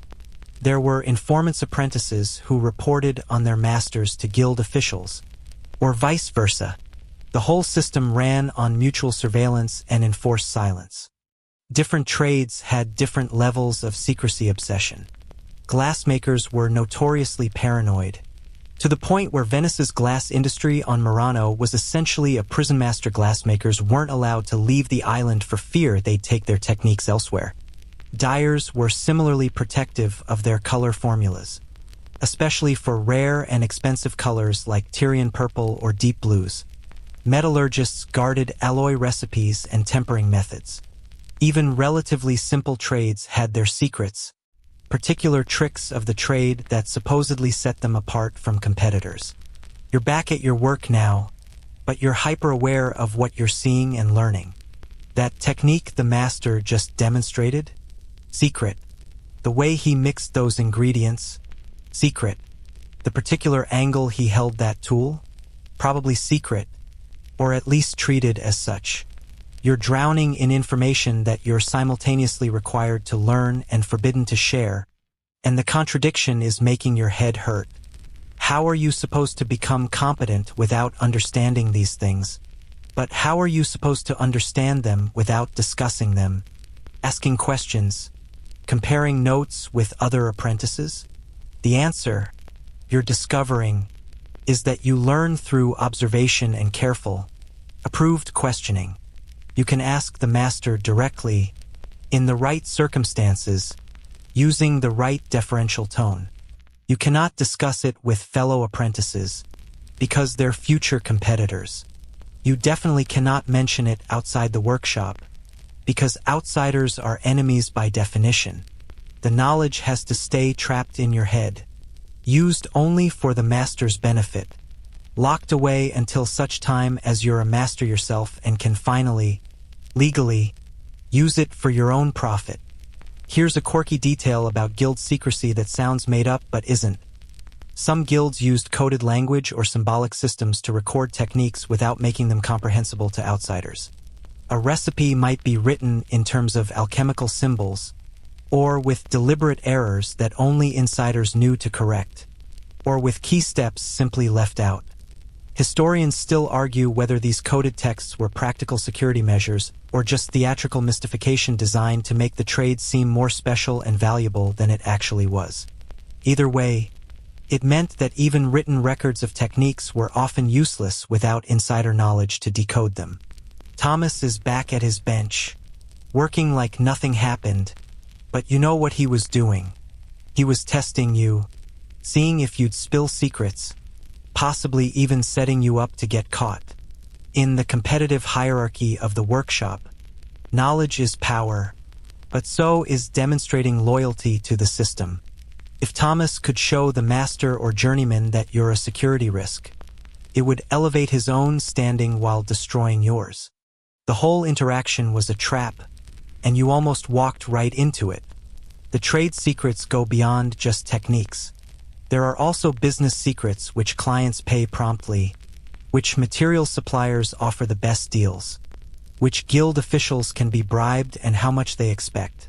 There are strategic secrets about what the workshop is planning to specialize in, which commissions they're pursuing, which competitors they're trying to undercut. As an apprentice, you're privy to all of this information simply by being present, and you're expected to forget it all the moment you leave the workshop, carrying nothing with you except the manual skills that are considered your legitimate learning. The oaths you swore when you started your apprenticeship are starting to make more sense now. You probably didn't pay much attention at the time. It was all formal language and ceremony, and you were too nervous about the whole situation to really process the words. But there was definitely a section about confidentiality, about not revealing the master's methods, about keeping the secrets of the trade. You swore it, probably with your hand on a Bible or some guild symbol, and now that oath has teeth.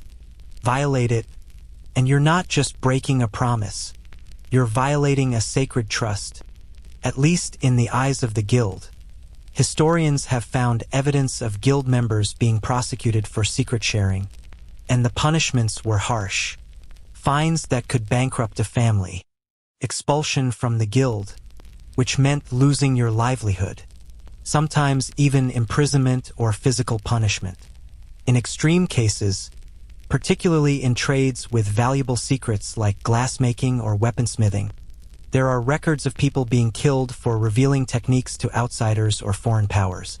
The guilds played for keeps, and information security was quite literally a matter of life and death. You're starting to notice how much energy goes into maintaining these secrets. The master has a locked chest where he keeps certain materials and written notes. The workshop doors are barred at night not just against thieves but against industrial spies. Conversations lower to whispers when certain topics come up, and stop entirely if someone unfamiliar enters the room. It's exhausting, this constant vigilance, this perpetual awareness that information is dangerous and must be controlled. There's also a paradox at the heart of the secret system. You need to share knowledge to train the next generation, but sharing knowledge is exactly what you're trying to prevent. The solution is gradual disclosure, carefully metered information, teaching people just enough to be useful without giving them enough to be independent. It's a control mechanism as much as an education system.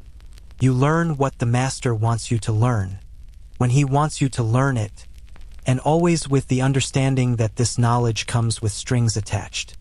The journeymen are having a whispered conversation in the corner, and you're definitely not supposed to hear it, but sound carries in the workshop.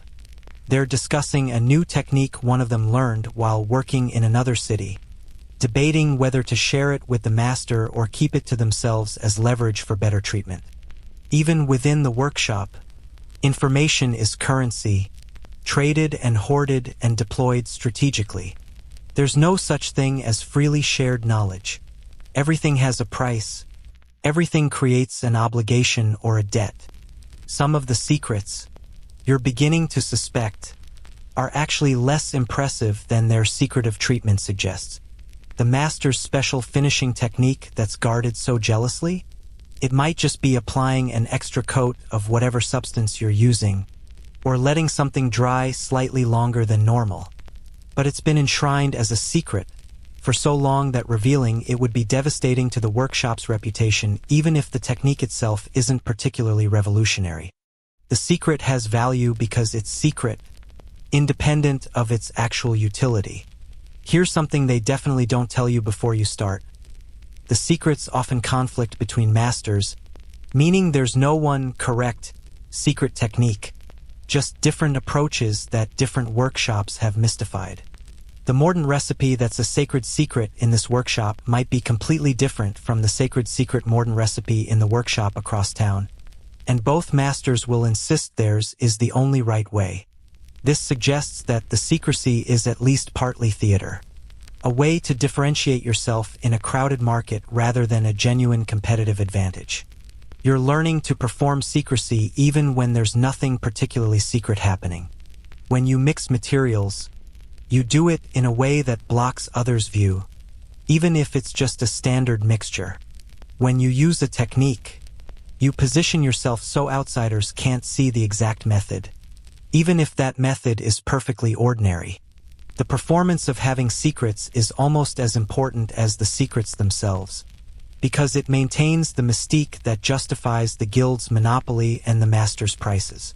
The afternoon light is fading, and you've successfully avoided any more secret-revealing disasters, but the stress of it is wearing you down. You're exhausted from the physical work, starving from the inadequate lunch, and now mentally drained from having to constantly monitor what you know, what you can say, who might be listening, and what the consequences of a verbal slip might be. The work itself is hard enough without this additional layer of psychological warfare. Thomas is watching you again, and you're wondering if he'll try another test, another trap designed to catch you revealing something you shouldn't. The workshop has become a minefield where any conversation could lead to disaster. Any question could be interpreted as espionage. Any sharing of information could mean expulsion. You're learning to keep your mouth shut, to nod and agree without actually saying anything substantive, to perform the role of the loyal apprentice who knows his place and keeps his secrets. The master is demonstrating another technique now, and he's actually using the phrase "this is for your eyes only" as he shows the assembled apprentices and journeymen how to achieve a particular effect. He's making a show of the secrecy, emphasizing how valuable this knowledge is, how privileged you all are to learn it. Maybe the technique really is valuable. Or maybe this is just another performance, turning ordinary craft knowledge into mystical secrets to maintain his authority and the guild's power. Either way, you're watching carefully and saying nothing, because that's what survival looks like in a system built on hoarded knowledge and enforced silence. Welcome to the world of guild secrets, where information is power, silence is loyalty, and one careless word can destroy your entire future. You've learned more in the last few hours about what not to say than about what to do, and that's probably exactly the point. Still think you could handle 7 years of this? We haven't even reached the evening shift yet. And let me tell you, working into the night by rushlight while keeping sacred secrets and avoiding hostile questions is going to make this afternoon look like a relaxing stroll. The sunset doesn't mean freedom here, right? Just means darker working conditions and deeper exhaustion. And we need to talk about what happens when the light fades and the work continues. The sun is setting outside those narrow windows, painting the workshop in shades of orange and gold that would be beautiful if they didn't signal the beginning of the worst part of your day. You're watching the light fade with a sense of dread that's becoming familiar, because sunset in a medieval workshop doesn't mean the work is ending, it means the work is continuing under conditions that make this morning's difficulties look like a pleasant warm-up. The master is lighting the rushlights now. Those pathetic excuses for illumination that cost money. He resents spending and provide barely enough light to see your own hands, let alone do precise craftwork. Rushlights, for the uninitiated, are exactly what they sound like. Rushes, those reedy plants from wetlands that have been dried, soaked in animal fat, and set on fire. They're the bargain basement option of medieval lighting. Cheaper than candles, but also vastly inferior. A rushlight burns for maybe an hour before it needs replacing, produces a flickering, smoky flame that's murder on your eyes, and provides about as much illumination as a modern birthday candle. You're expected to do the same quality work by rushlight that you did in full daylight, and the master will accept no excuses about not being able to see properly. The workshop transforms as darkness falls. Shadows pool in the corners, sharp and absolute where the feeble light can't reach. Your workbench, which seemed cramped in daylight, now feels like you're working in a cave, with only a small circle of visibility around the rushlight holder. The tools at the edges of your bench disappear into darkness, which means you're constantly reaching into shadow for things you need, fumbling and groping while trying to maintain the pace the master demands. You've already knocked over a container of something, thankfully nothing too valuable because you couldn't see it in the gloom. Here's what working by rushlight does to your body. Your eyes strain to the point of pain, trying to extract detail from inadequate light. You lean in closer to your work, hunching your back into a curve that will eventually become permanent if you survive long enough. Your neck aches from the constant forward tilt. Headaches bloom behind your eyes, dull and throbbing, and they'll only get worse as the evening progresses. The smoke from the rushlight stand, there are a dozen rushlights burning in the workshop, now irritates your throat and makes your eyes water, which doesn't help with the visibility situation. The master has retreated upstairs where he has better lighting, probably actual candles. Maybe even a few of them to do his own work or review accounts or whatever masters do when they're not actively terrorizing apprentices. The senior journeyman Johann is in charge of the evening shift, and he's even less pleasant than usual because he doesn't want to be here either. Nobody wants to be here, working in near darkness, but the commission deadlines don't care about the sun's schedule, and the guild standards don't relax just because you can barely see what you're doing. You're working on a piece that requires precision. They all require precision, but this one especially so. In daylight, it was challenging. By rushlight, it's nearly impossible. You're holding the work inches from your face, squinting in the flickering light, trying to see well enough to make accurate cuts or stitches or whatever your particular trade demands. Your hands are shaking slightly from fatigue and eye strain and the knowledge that one mistake will mean starting over, and starting over means staying even later, and staying later means less sleep before tomorrow's pre-dawn bell. The flickering is perhaps the worst part. Rushlights don't burn steadily. They flutter and dance with every draft, every breath, every movement in the workshop, just as your eyes adjust to one level of light. It shifts, and you're squinting again, trying to track the edge of your tool or the line you're supposed to follow. It's like trying to read during an earthquake, except the earthquake never stops and you're also exhausted and hungry, and your eyes already hurt from 8 hours of work in inadequate daylight. Historians still argue whether medieval craftsmen actually worked these long evening hours regularly, or if it was reserved for rush periods and special circumstances. The evidence suggests it varied by trade, and seasoned textile workers might work longer in winter when agricultural work slowed and demand for cloth was high, while outdoor trades obviously couldn't work past sunset. But in a workshop like this one, in a trade that can technically continue in artificial light, the work continues until the master decides it can stop, and that decision seems to be based more on squeezing maximum productivity from his apprentices than any concern for their well-being. Thomas has positioned himself near the best light source of course he has, and he's working with an efficiency that makes you hate him even more. 5 years of this has taught him exactly how to position his work, how to angle the light, how to move his head to minimize eye strain. You're still figuring it out, still making rookie mistakes like putting your body between the light and your work, casting shadows on the exact spot you need to see. Johann notices and cuffs you on the ear. Not hard enough to really hurt, but enough to make his point. You should know better by now. Even though you've only been here 1 day and nobody has actually taught you the proper technique for working by rushlight. The evening brings its own sounds that are somehow worse than the daytime workshop noise. The scrape of tools seems louder in the darkness. The breathing of other apprentices, labored and frustrated, becomes more prominent. The guttering of rushlights, that soft hissing and crackling, provides a constant reminder of how inadequate your light source is. And underlying it all, the sounds from upstairs, the master's family having their evening meal, probably, or settling in for comfortable rest while you're down here going blind in the service of their economic prosperity. Your current task is taking 3 times as long as it would in daylight, and you're hyper-aware of this because Johann keeps walking past and making pointed comments about your pace. But what are you supposed to do? You literally cannot see well enough to work faster without making mistakes. And mistakes mean doing it over, which takes even more time.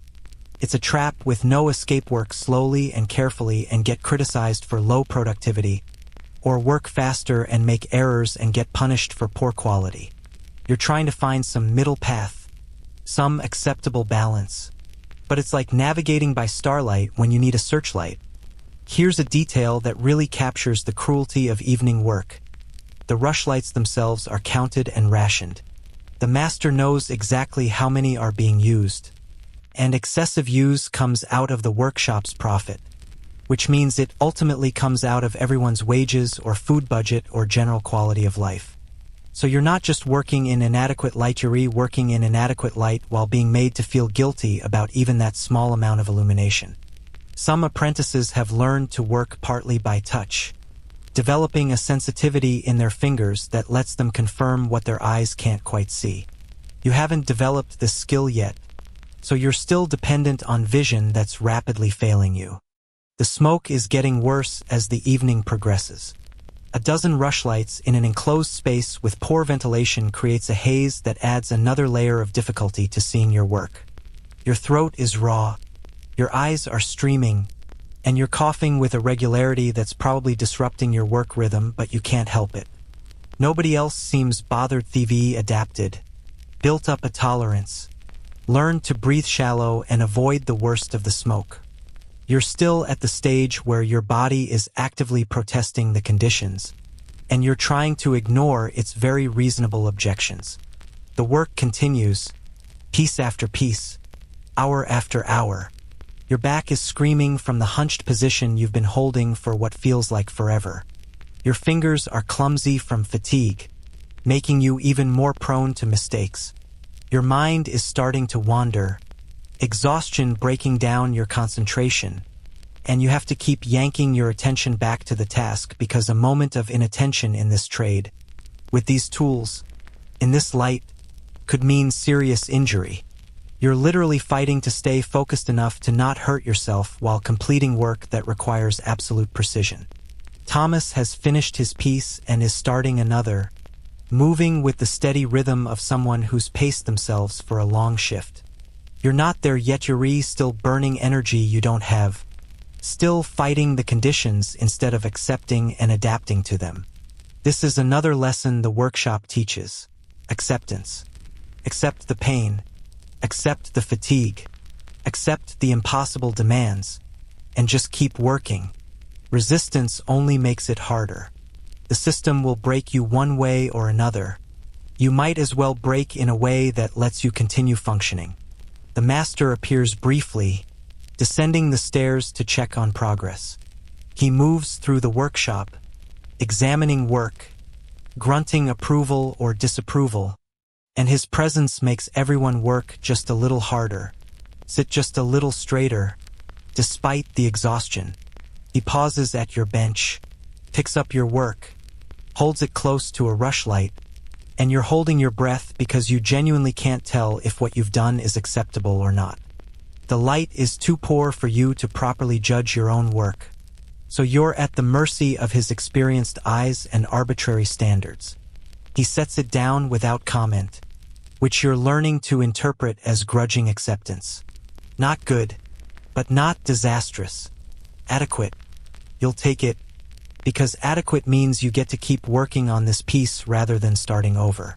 He moves on, and you exhale, and Johann is there immediately to point out 3 flaws the master apparently noticed but didn't bother mentioning. You'll need to fix them, naturally, which means more time, more eye strain, more hunching over your work in the guttering light of a rush that's burning down and will need replacing soon. The rhythm of evening work is different from daytime. There's a desperate quality to it.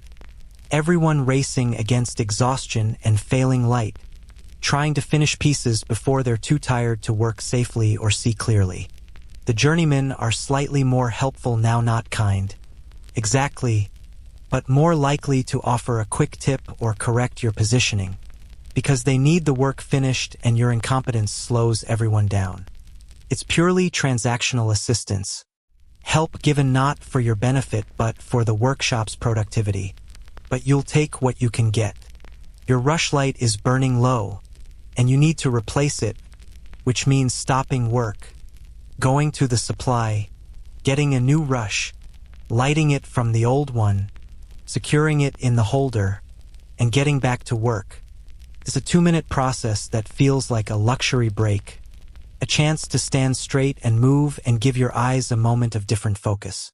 But Johann is watching, timing you, making sure you're not taking advantage of the necessary interruption to rest longer than absolutely required. Everything is monitored, everything is controlled, even the brief moments of necessary transition. The new rushlight flares and then settles into its unsteady burn, and you're back at it, trying to pick up where you left off. Except your eyes have to readjust to the light level, and the piece looks different now, or maybe it's the same and your perception is just deteriorating from exhaustion and eye strain. You're losing the ability to judge your own work reliably, which is terrifying because quality is everything and you're working blind in more ways than one. Historians have found evidence that many medieval craftsmen developed eye problems, cataracts, nearsightedness, and other vision issues that were likely caused or exacerbated by years of close work in poor light. The skeletal remains sometimes show bone changes consistent with the postures required for this work: curved spines, forward-tilted necks, specific patterns of joint stress. The work was literally reshaping bodies, grinding people down into forms adapted to these brutal conditions.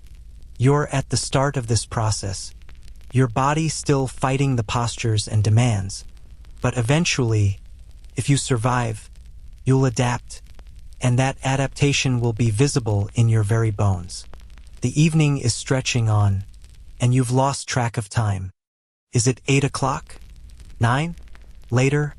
There are no clocks in the workshop, no way to mark the hours except by the progression of exhaustion and the burning down of rushlights. The master will decide when the day ends, and until then, you work. Your stomach has moved beyond hunger into a kind of hollow numbness.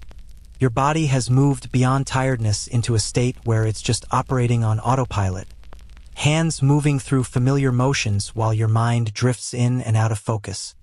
Robert is nodding off at his bench, catching himself just before he faceplants into his work. Johann sees it and lands a sharp smack to the back of his head, jolting him awake. The message is clear. Sleep on your own time, if you have any. Workshop time is for working, regardless of what your body is telling you it needs. You're watching this and trying to keep yourself alert through sheer willpower, because you don't want to be the next one to get hit. And also because falling asleep with sharp tools and open flames seems like a fast track to injury or death. The work continues, grinding forward through the darkness and smoke and exhaustion. This is the reality of medieval workshop life that doesn't make it into the romantic stories, not the satisfying completion of a masterpiece, but the endless evening hours of barely adequate work done in barely adequate light by barely conscious apprentices who have no choice but to continue. The guild system produced incredible works of craft. Yes, but it also produced this young bodies broken by overwork, eyes damaged by eye strain, lives consumed by labor that continued long past the point of diminishing returns. Finally, mercifully, Johann announces that the evening shift is over. You're allowed to stop, to put down your tools, to stand straight for the first time in hours. Your back cracks audibly as you stretch, and your eyes are watering from the relief of not having to focus on close work in dim light. The other apprentices are moving slowly, putting away materials, cleaning workspaces, all the end-of-day tasks that still need to be done before you're allowed to collapse. The day isn't over, it's just entering its final phase, the cleanup and preparation that sets up tomorrow's work. But at least the worst of it is done. At least the rushlight work is finished. At least you've survived another evening in the medieval workshop's special hell of inadequate illumination and impossible standards. Still think you'd make it through 7 years? We're not even done with day 1, and you haven't even seen where you're supposed to sleep yet. Trust me, your accommodations are going to make this workshop look luxurious. The evening work is finally, blessedly over, and you're dragging yourself toward what you've been told are the apprentice sleeping quarters. You're imagining a bed, nothing fancy, just something horizontal and relatively soft where you can collapse and surrender to the exhaustion that's been building for the past 16 hours. Maybe a thin mattress, some blankets, pillow even. Your expectations aren't high, but they're about to get demolished anyway, because the master is leading you and the other junior apprentices to a corner of the workshop floor, pointing at a pile of straw and saying with absolute seriousness, "There's your bed." It's not even a pile, really. It's more of a scattering, a thin layer of straw spread across the wooden floorboards in a space that's maybe 6 feet by 8 feet, and you're expected to share this with 3 other apprentices. Thomas and the other senior apprentices get slightly better accommodations. There's a loft space above the workshop where they have actual straw pallets, raised off the floor at least, but you're new, which means you get the floor, the cold, and the company of rats who think the straw is as much theirs as yours. The straw itself is old, compressed, and has that particular smell that comes from being slept on by countless previous apprentices who probably weren't bathing regularly. There are darker patches that might be old bloodstains, or wine stains, or you're trying very hard not to think about what else they might be. Some of the straw is actually damp, condensation from the stone walls having seeped into it, and you're learning quickly that medieval waterproof is a very relative concept. You're supposed to sleep here, night after night, for the next 7 years, assuming you last that long. Robert is already claiming his spot, the one furthest from the draft that comes under the workshop door. Little Stephen looks like he might cry again. This is his 2nd night here, and apparently the first one was traumatic enough that he knows what's coming. You're standing there, staring at this pathetic excuse for a bed, and some part of your brain is still expecting someone to laugh and show you the real sleeping quarters. But no, this is it. This is where apprentices sleep, have always slept, will continue to sleep until the system changes or they die, whichever comes first. The bedroom is literally just a corner of the workshop floor. There are no walls, no privacy, no separation from the workspace. Your bed is 15 feet from the forge, which is still radiating heat from the day's work. Too much heat if you're near it, Not enough if you're far away. The workbenches loom above you in the darkness. The tools are still hanging on the walls, casting strange shadows in the moonlight that filters through those inadequate windows.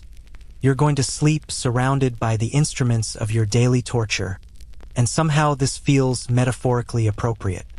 Here's what your sleeping situation actually consists of. You get a space on the floor roughly the size of your body. You get your share of the communal straw, which Robert has already shorted you on because that's how power dynamics work even in sleeping arrangements. You get a single rough blanket wool, probably scratchy and thin and not nearly warm enough for October nights. And you get the clothes you're wearing, because there are no pajamas, no nightshirts, nothing designed for comfort.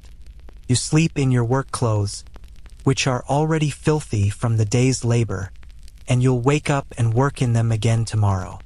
The other apprentices are settling in with the weary efficiency of people who've done this before. They're arranging straw to create slight padding for hip bones and shoulders, positioning their blankets to maximize warmth, claiming their territory in the shared space. You're trying to copy them, but you're new to this and you're getting it wrong. Your straw pile is lumpy, your blanket keeps sliding off, and you've somehow positioned yourself in a spot where there's a gap between the floorboards that's letting in a draft cold enough to freeze your thoughts.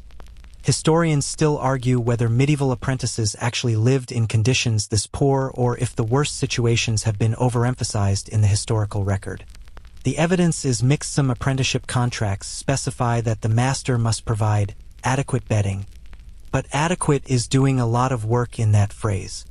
Other records describe apprentices sleeping in workshops, in storerooms, even in stables. The wealthy guild masters might have had separate apprentice quarters with actual beds. You're not apprenticed to a wealthy master, so you get the floor and the straw and the rats. Speaking of rats, you can hear them now, scratching in the walls, scurrying across the floor, bold as anything because this workshop is their home as much as yours. The cat is supposed to control them, but the cat is currently asleep on the master's chair upstairs, enjoying warmth and comfort while you're down here in the rat zone. You're trying to convince yourself that the rats won't actually crawl on you while you sleep, but Robert is helpfully explaining that they absolutely will, especially if you have any food on your clothes or if they're just curious or if it's Tuesday and they feel like it. The straw is poking through the blanket, jabbing into your back and shoulders. You shift position, and different pieces of straw find new places to poke. There's no winning this gamury, either getting stabbed by straw or lying in a way that makes your joints ache. The floor is hard, unforgiving wood that hasn't been sanded smooth. There are splinters waiting to embed themselves in any exposed skin. You're trying to find a position that's bearable, not even comfortable, just bearable, and it's not working. The workshop never really gets quiet. The building creaks and settles. The wind outside rattles the shutters. The cooling forge makes periodic pinging sounds as metal contracts. Other apprentices snore, cough, shift in their sleep. The rats continue their nocturnal activities. And underlying it all is the knowledge that in a few hours, maybe 6 if you're lucky, probably less, that bell is going to ring again and this nightmare cycle will repeat. The cold is seeping up through the floorboards, through the straw, through the thin blanket, into your bones. October nights in Northern Europe are no joke, and this workshop has all the insulation of a basket. Your feet are already numb. Your hands are curled into balls trying to preserve warmth, and you're shivering despite the exhaustion. Some of the other apprentices are huddled together for warmth, but you're new and haven't established that level of camaraderie yet, so you're on your own, freezing and miserable. Here's a fun detail about medieval sleeping arrangements that really captures the era. Sharing beds and sleeping spaces was completely normal, even expected.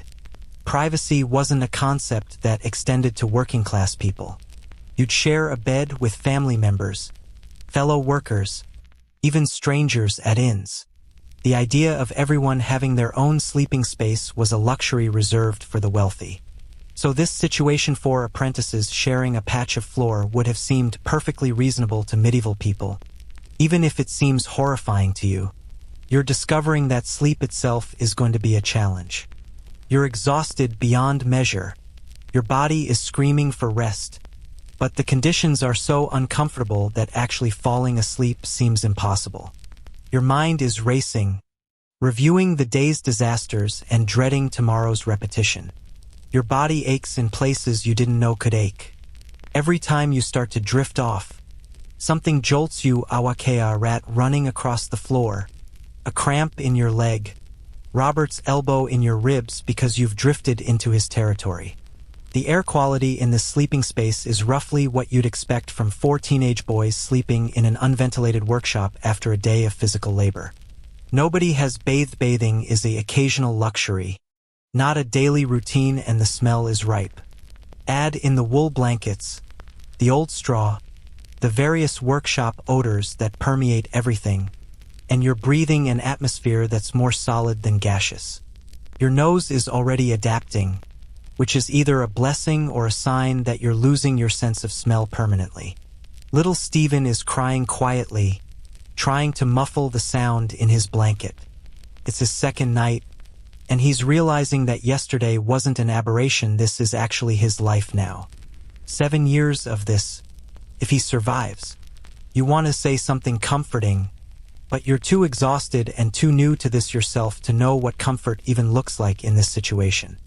Robert tells him to shut up, because the noise is disturbing everyone's attempt to sleep, and Stephen's crying becomes even quieter, almost silent, just the occasional shudder of his shoulders in the darkness. You're trying to sleep on your side, but the floor is too hard. On your back, but the straw pokes worse that way. On your stomach, but then you can't breathe properly. There's no good position, just varying degrees of awful, and you're cycling through them trying to find the least terrible option. Your hip bone is grinding against the floor through the inadequate padding.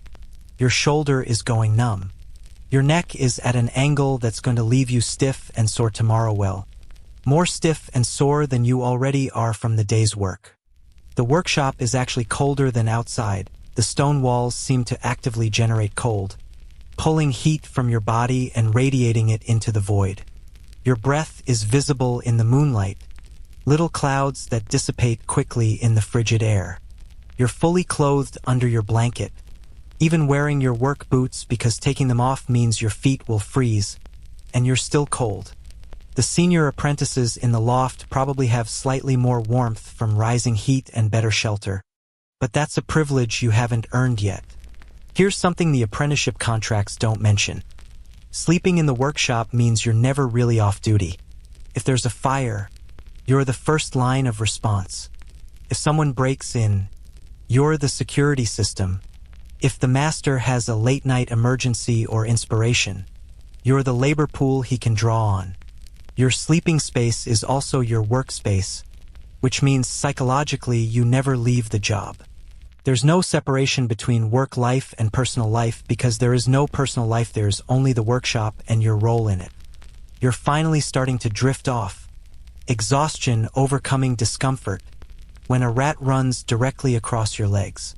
You jolt awake, heart hammering, and the rat is gone, disappeared into the shadows. Robert laughs quietly. This is apparently a nightly entertainment. The new apprentices getting terrorized by rats. You're going to have to get used to this. Learn to sleep through the scurrying and occasional contact. Except that you're sharing your bed with vermin. It's either that or spend every night in a state of anxious wakefulness. And that's not sustainable. The blanket has shifted again, exposing your feet to the cold. You try to adjust it, but it's too small to cover your entire body. So you're choosing between cold feet and a cold head. You opt for covering your core and accepting that your extremities are going to freeze. Some apprentices have learned to sleep in a tight ball, minimizing exposed surface area, but that position makes your joints ache. There's no winning, just different losing strategies. Historians have found evidence that sleep in medieval times was often biphasic. People would sleep for a few hours, wake up for an hour or two of quiet activity, then sleep again until morning. Some scholars argue this was the natural human sleep pattern before artificial lighting changed everything. From where you're lying, shivering on a workshop floor, you're thinking that maybe people woke up in the middle of the night because sleeping in these conditions for 8 hours straight was literally impossible, and they made up the theory about it being natural to feel better about their suffering. The night is stretching ahead of you, and you're realizing that the day's torment doesn't actually end, it just transforms into a different kind of torment. Work exhaustion becomes sleep deprivation. Physical demands become physical discomfort. The master's oversight becomes the workshop's oppressive atmosphere, pressing down on you even in darkness. You're never free, never comfortable, never at rest in any meaningful sense. Robert has started snoring, a deep rattling sound that's somehow both impressive and infuriating. Stephen has finally cried himself to sleep, or at least to silence.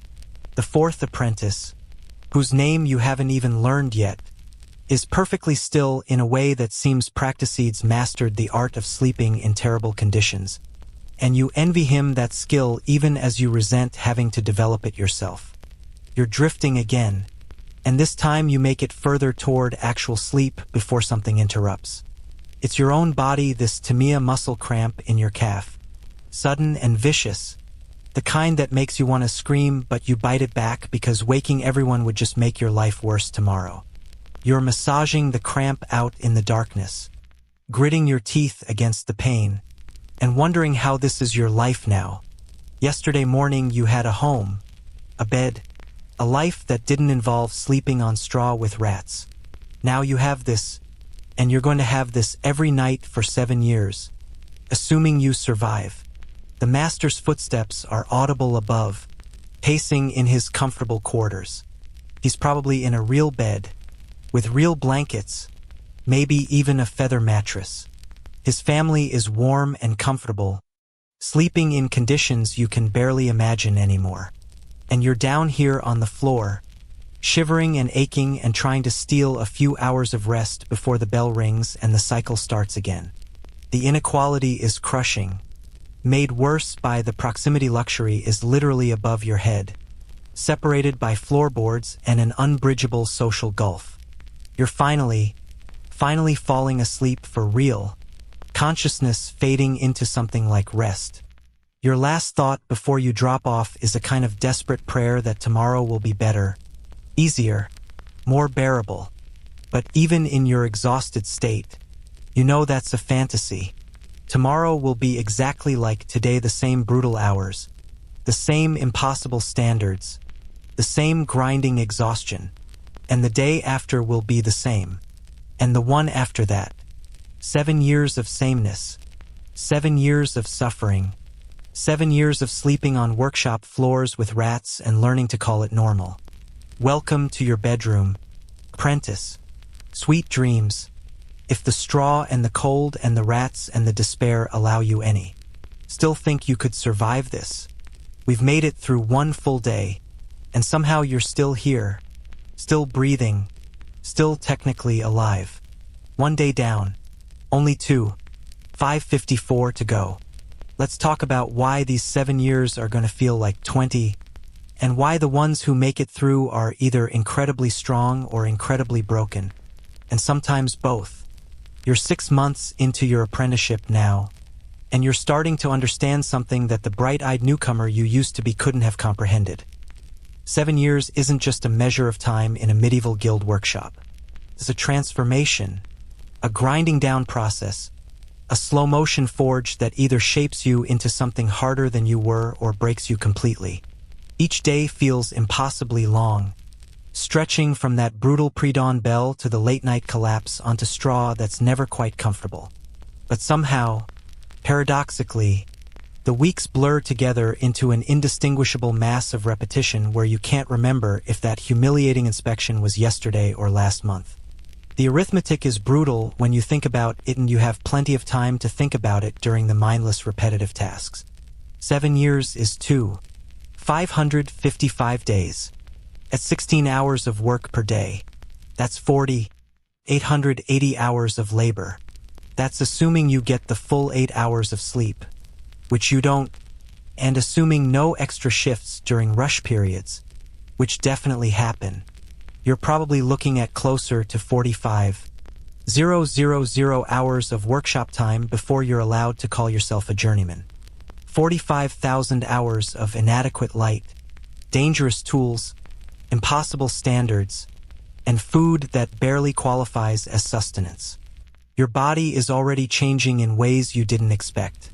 6 months in, and your hands have calluses on top of calluses, thick pads of dead skin that protect you from the tools but also diminish your sense of touch. Your fingers have developed a permanent curve from holding needles or chisels or whatever your trade demands. Your back has started to accept the hunched posture as normal. You catch yourself stooping even when you're not at the workbench. Shoulders rolled forward, head tilted down. The apprentice who arrived 6 months ago wouldn't recognize the physical specimen you're becoming. The senior apprentices, the ones with 3 or 4 or 5 years behind them, show you what's coming. Thomas has a tremor in his left hand, barely noticeable, but it's there, probably from nerve damage or repetitive strain. Robert's hearing is going in one ear, either from constant hammering noise or that infection he got last winter and couldn't properly treat. The ones who've been here longest move differently. Their bodies adapted to the workshop's demands in ways that would be impressive if they weren't also clearly damaged. This is what 7 years do-sit makes you competent and ruins you simultaneously. Here's what historians don't always emphasize about the medieval apprenticeship system. The length wasn't arbitrary or based on how long it actually took to learn the trade. 7 years was a control mechanism, designed to ensure that by the time you were skilled enough to be a threat to your master's business, you were also too invested in the system to challenge it. 3 years might have been enough to learn the technical skills. But 7 years? 7 years breaks you down and rebuilds you as a defender of the very system that's exploiting you. The psychological toll is harder to measure but more devastating than the physical damage. You're 6 months in, and you've already started to internalize the workshop's logic.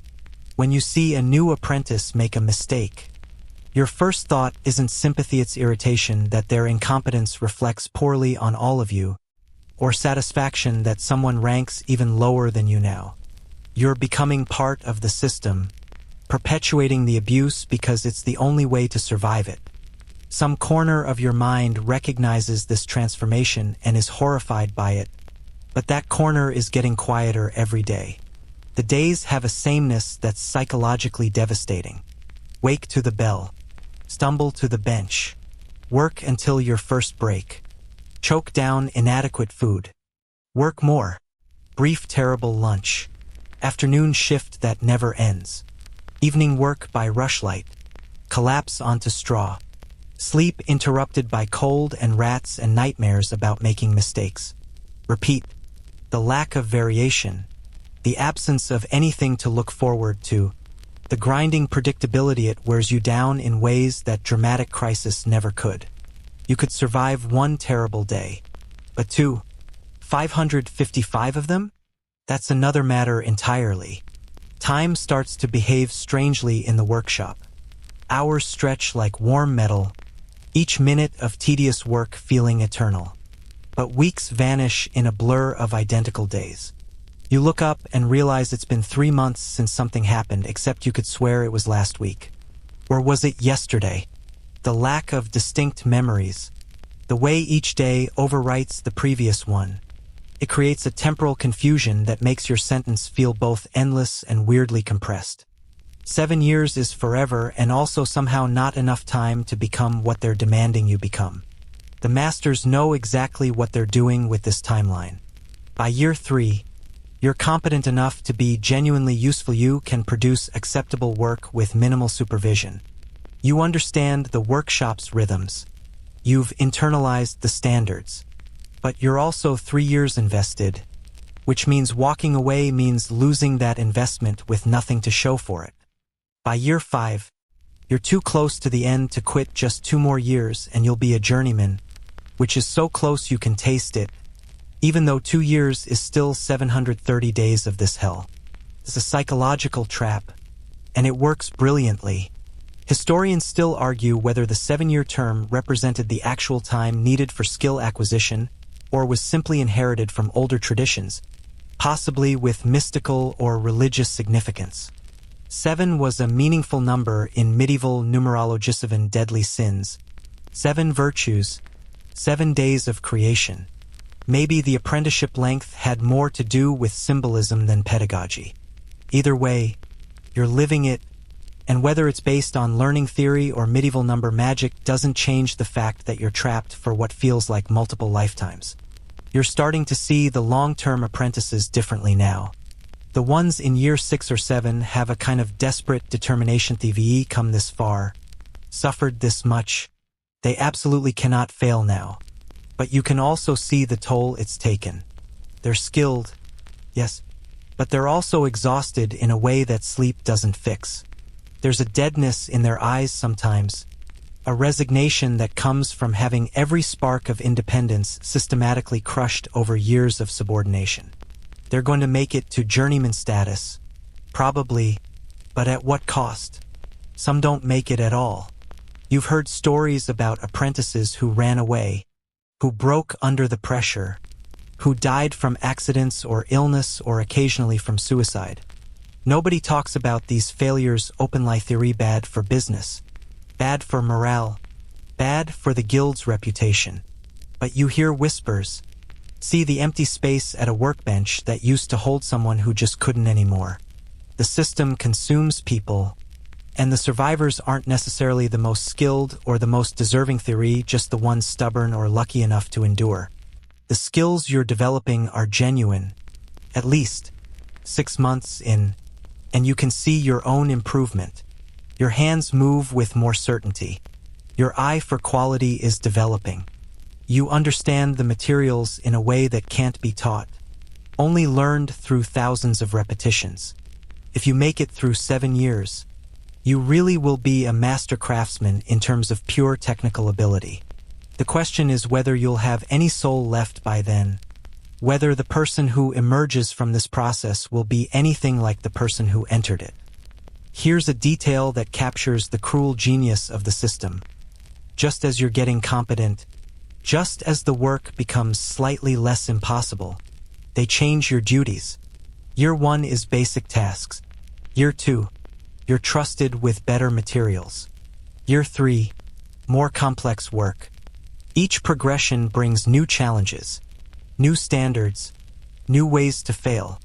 You never get to coast on what you've learned. There's always a new level of difficulty waiting. It's designed to keep you perpetually struggling, perpetually aware of your inadequacy, perpetually dependent on the master's guidance and approval. The seasonal variation makes it worse somehow. Summer means earlier starts because daylight is precious. Winter means more evening work by rushlight because the days are short.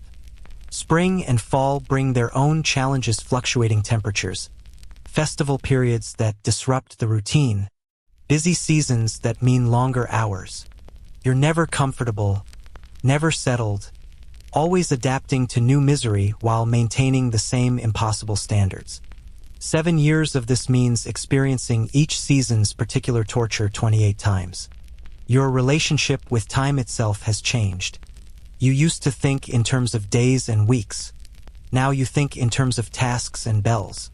The day isn't Tuesday or Wednesday, it's the day you're working on the complicated piece. Or the day the guild inspector comes. Or the day the master is in a foul mood. Time is measured by work completed, mistakes made, punishments endured. The calendar is irrelevant. Only the workshop's rhythm matters. It's a kind of temporal slavery that makes the years feel even longer because they lack normal markers of progression. The other apprentices are your only real peers, but the system prevents genuine friendship. You're competing for the master's favor, for better tasks, for the limited spots that will open up when some of you advance to journeyman status. Robert might commiserate with you about the terrible food, But he'll also sabotage your work if it makes him look better. Stephen looks to you for guidance sometimes, but you remember what it's like to be the newest, and you're not as kind as you could be because kindness costs energy you don't have. The workshop isolates you even as it crowds you together. Thomas is in his 6th year now, and you're watching him closely because he's your glimpse of the future. He's incredibly skilled, his work is often better than the journeyman's. But he's also brittle, wound tight with stress, because he's so close to the end and terrified of failing now. He started having nightmares that you can hear from your floor bed, crying out in his sleep about inspections and failures. 6 years of pressure has built up in him, and you're not sure he's going to make it through the final year intact. If someone that strong is breaking, what hope do you have? The masterpiece requirement looms over everything, even this early. Becoming a journeyman is theoretically automatic after 7 years of served your time, learned the skills, paid your dues. But becoming a master, setting up your own workshop, that requires creating a piece so perfect that the guild's master craftsmen unanimously approve it. You've seen the masterpieces displayed in the guild hall, works of stunning beauty and precision. And you've seen journeymen in their 40s who still haven't created an acceptable masterpiece, still working for other masters, still waiting for their own workshop. 7 years of apprenticeship might just be the beginning of a lifetime of subservience. Here's what keeps people going through this: the promise that it ends. 7 years feels impossible, but it's finite. There's a countdown, even if you're not allowed to mark it openly. Every day survived is one day closer to journeyman status, to slightly better pay, to the possibility of eventually escaping the bottom of the hierarchy. It's a cruel hope the system that's crushing you also offers the only escape from being crushed, but it's hope nonetheless.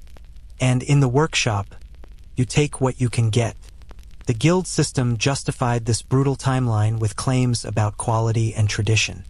They said it took 7 years to truly master a craft, to understand not just the techniques but the philosophy, the art, the soul of the work.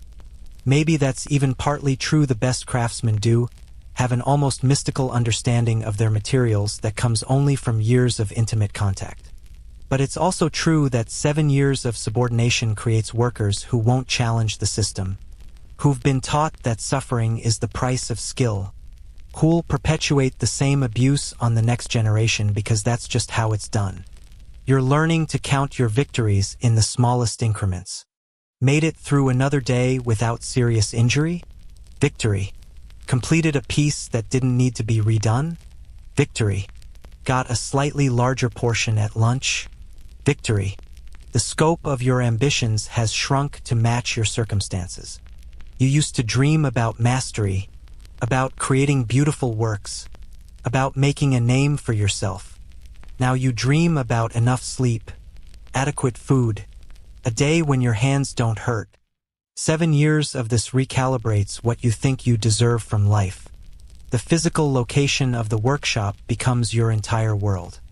You've been outside these walls maybe a dozen times in 6 months, always on errands for the master, always hurried and purposeful. The city beyond is becoming abstract, a place you used to know but can barely remember. Your universe is this room, these tools, these people, this straw bed. 7 years in this limited space would be imprisonment anywhere else. But here it's called education, and you're supposed to be grateful for it. Historians note that successful guild apprentices often showed fierce loyalty to their masters and their trades, defending the system even against reasonable criticism. This seems baffling until you understand the psychology involved. After surviving 7 years of hell, you need to believe it was meaningful, that the suffering served a purpose. Admitting the system was unnecessarily brutal would mean admitting you endured all that for nothing. So former apprentices become defenders of the very system that broke them, and the cycle continues. Your hands are shaking slightly as you work it subtle, but it's there, a fine tremor that might be fatigue or might be the beginning of something permanent. You're 6 months in, and already your body is showing signs of long-term damage. What will you look like after 7 years? What will be left of you physically, mentally, emotionally? The workshop takes everything and gives back skill, but the exchange rate feels increasingly unfair. You're being slowly consumed, transformed into a tool as much as you're learning to use tools. The worst part might be that you can feel yourself adapting. The terrible food tastes less terrible. The straw bed feels almost normal. The brutal schedule becomes just the schedule. You're developing the thick skin, the emotional calluses, the psychological defense mechanisms that let people survive in terrible conditions. It's adaptive, sure, but it's also a kind of death, the death of the person who would have found this unacceptable, who would have fought back, who would have demanded better. That person is fading, replaced by someone who can endure, who can survive, but who might never actually live. The bell will ring tomorrow morning, just like it rang this morning, just like it'll ring for the next 6.5 years. Each ring is another day survived, another day closer to freedom, another day ground into dust. 7 years measured in bell rings is roughly 555 mornings of forcing yourself out of straw. 555 days of impossible standards and inadequate meals. 555 nights of collapsing in exhaustion. The mathematics of suffering, the arithmetic of endurance, the cold calculation of exactly how much one human can take before breaking. Some apprentices make it through stronger, forged by adversity into master craftsmen of genuine skill and character. Others make it through broken, their spirits crushed even as their hands learn to create beauty. And some don't make it through at all, claimed by accident or illness or despair somewhere in those 7 long years. The guild system doesn't particularly care which category you fall into, it just needs enough survivors to maintain the craft, to train the next generation, to keep the whole machinery of medieval industry grinding forward. You're starting to understand why the finished journeymen look the way they. Hat mixture of pride and exhaustion, skill and damage, competence and trauma. They've survived something that was designed to break them, and survival itself is an achievement worth celebrating, even if the cost was everything they used to be. 7 years from now, if you make it, you'll have that same look. The question is whether you'll recognize yourself in the mirror, whether anything of the original you will remain beneath the layers of callus and scar tissue, both physical and psychological. The work continues, day after day, each one blurring into the next. The workshop becomes not just where you work but who you are, your identity absorbed into your role as apprentice, your personality flattened into compliance, your dreams narrowed to the simple hope of eventual freedom. 7 years is long enough to forget what you wanted before this, long enough to make the workshop's priorities your own, long enough to transform a person entirely. But here's the thing about those 7 years that makes them feel like 20. They're not just long, they're dense. Every day is packed with so much suffering, so many small crises, so much physical and emotional strain that each one carries the weight of several normal days. By the time you've survived your apprenticeship, you haven't just lived 7 years, you've lived through an intensity of experience that ages you faster than mere time. The apprentices who emerge as journeymen often look decades older than their actual years, and it's not hard to understand why. And yet, somehow, people keep signing apprenticeship contracts. Families keep sending their children into the system. The workshops keep consuming fresh young bodies and either breaking them or transforming them. Because what's the alternative? In medieval society, being a skilled craftsman is one of the few paths to relative security and status. The guild system is terrible, but it's also the only game in town for anyone not born into nobility or the church. So you endure, and you hope, and you count the days while trying not to think about how many are left. The guild system produced some of humanity's most beautiful creations, cathedrals that still stand, artwork that still astounds, craftsmanship that still seems impossible. But it also produced this generations of young people ground down by a system that measured human worth in productivity, that treated suffering as pedagogy, that confused endurance with excellence. The beautiful objects remain, testament to the skill that 7 years of torment could produce. The broken apprentices are mostly forgotten, their suffering unmarked except in the occasional historical record that mentions, almost as an aside, that the training was rigorous. You're sitting on your straw bed, know it's late. The workshop is quiet, and you're too tired to sleep, caught in that exhausted twilight state where your body has shut down but your mind keeps spinning. 6 months down, 6.5 years to go. The arithmetic hasn't gotten any better, but you're learning to live with it, to break the impossible total into manageable pieces. Just get through tomorrow. Then the next day. Then the next. Don't think about years, think about days, about hours, about the next task and the one after that. It's the only way to survive something that would crush you if you looked at it whole. The workshop has taught you something valuable. At least, you're capable of enduring more than you ever imagined. The person who arrived here 6 months ago would be horrified by what you've accepted as normal. But that person wouldn't have survived, couldn't have adapted, lacked the hardness that this place demands. You're becoming something else, something tougher but also something diminished. The workshop takes your softness and innocence and anything that couldn't survive in this environment, and it grinds those parts away until what's left is pure function, pure survival, pure stubborn persistence. 7 years felt like an impossibly long sentence when you started. Now, 6 months in, it feels even longer because you understand what each day actually costs. But you're also learning that impossible things get done anyway, one painful increment at a time. The apprentices before you survived this. Some of them, anyway. The ones who didn't are a cautionary tale, but the ones who did are proof that it can be done. Maybe you'll be one of the survivors. Maybe you'll emerge from these 7 years with your skill intact and enough of yourself remaining to call it a victory. Or maybe you won't.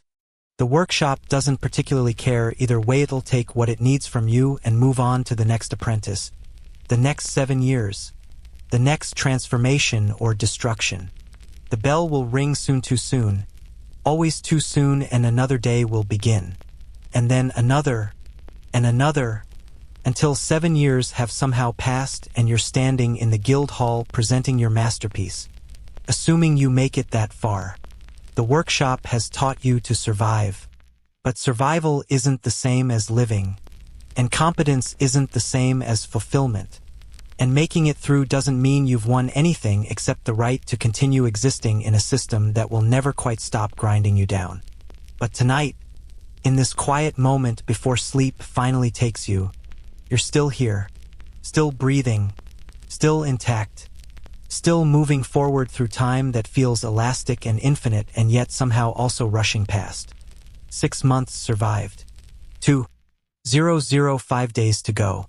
The countdown continues, measured in bell rings and calluses, in small victories and smaller defeats, in the slow transformation of a person into a craftsman. One brutal day at a time. 7 years.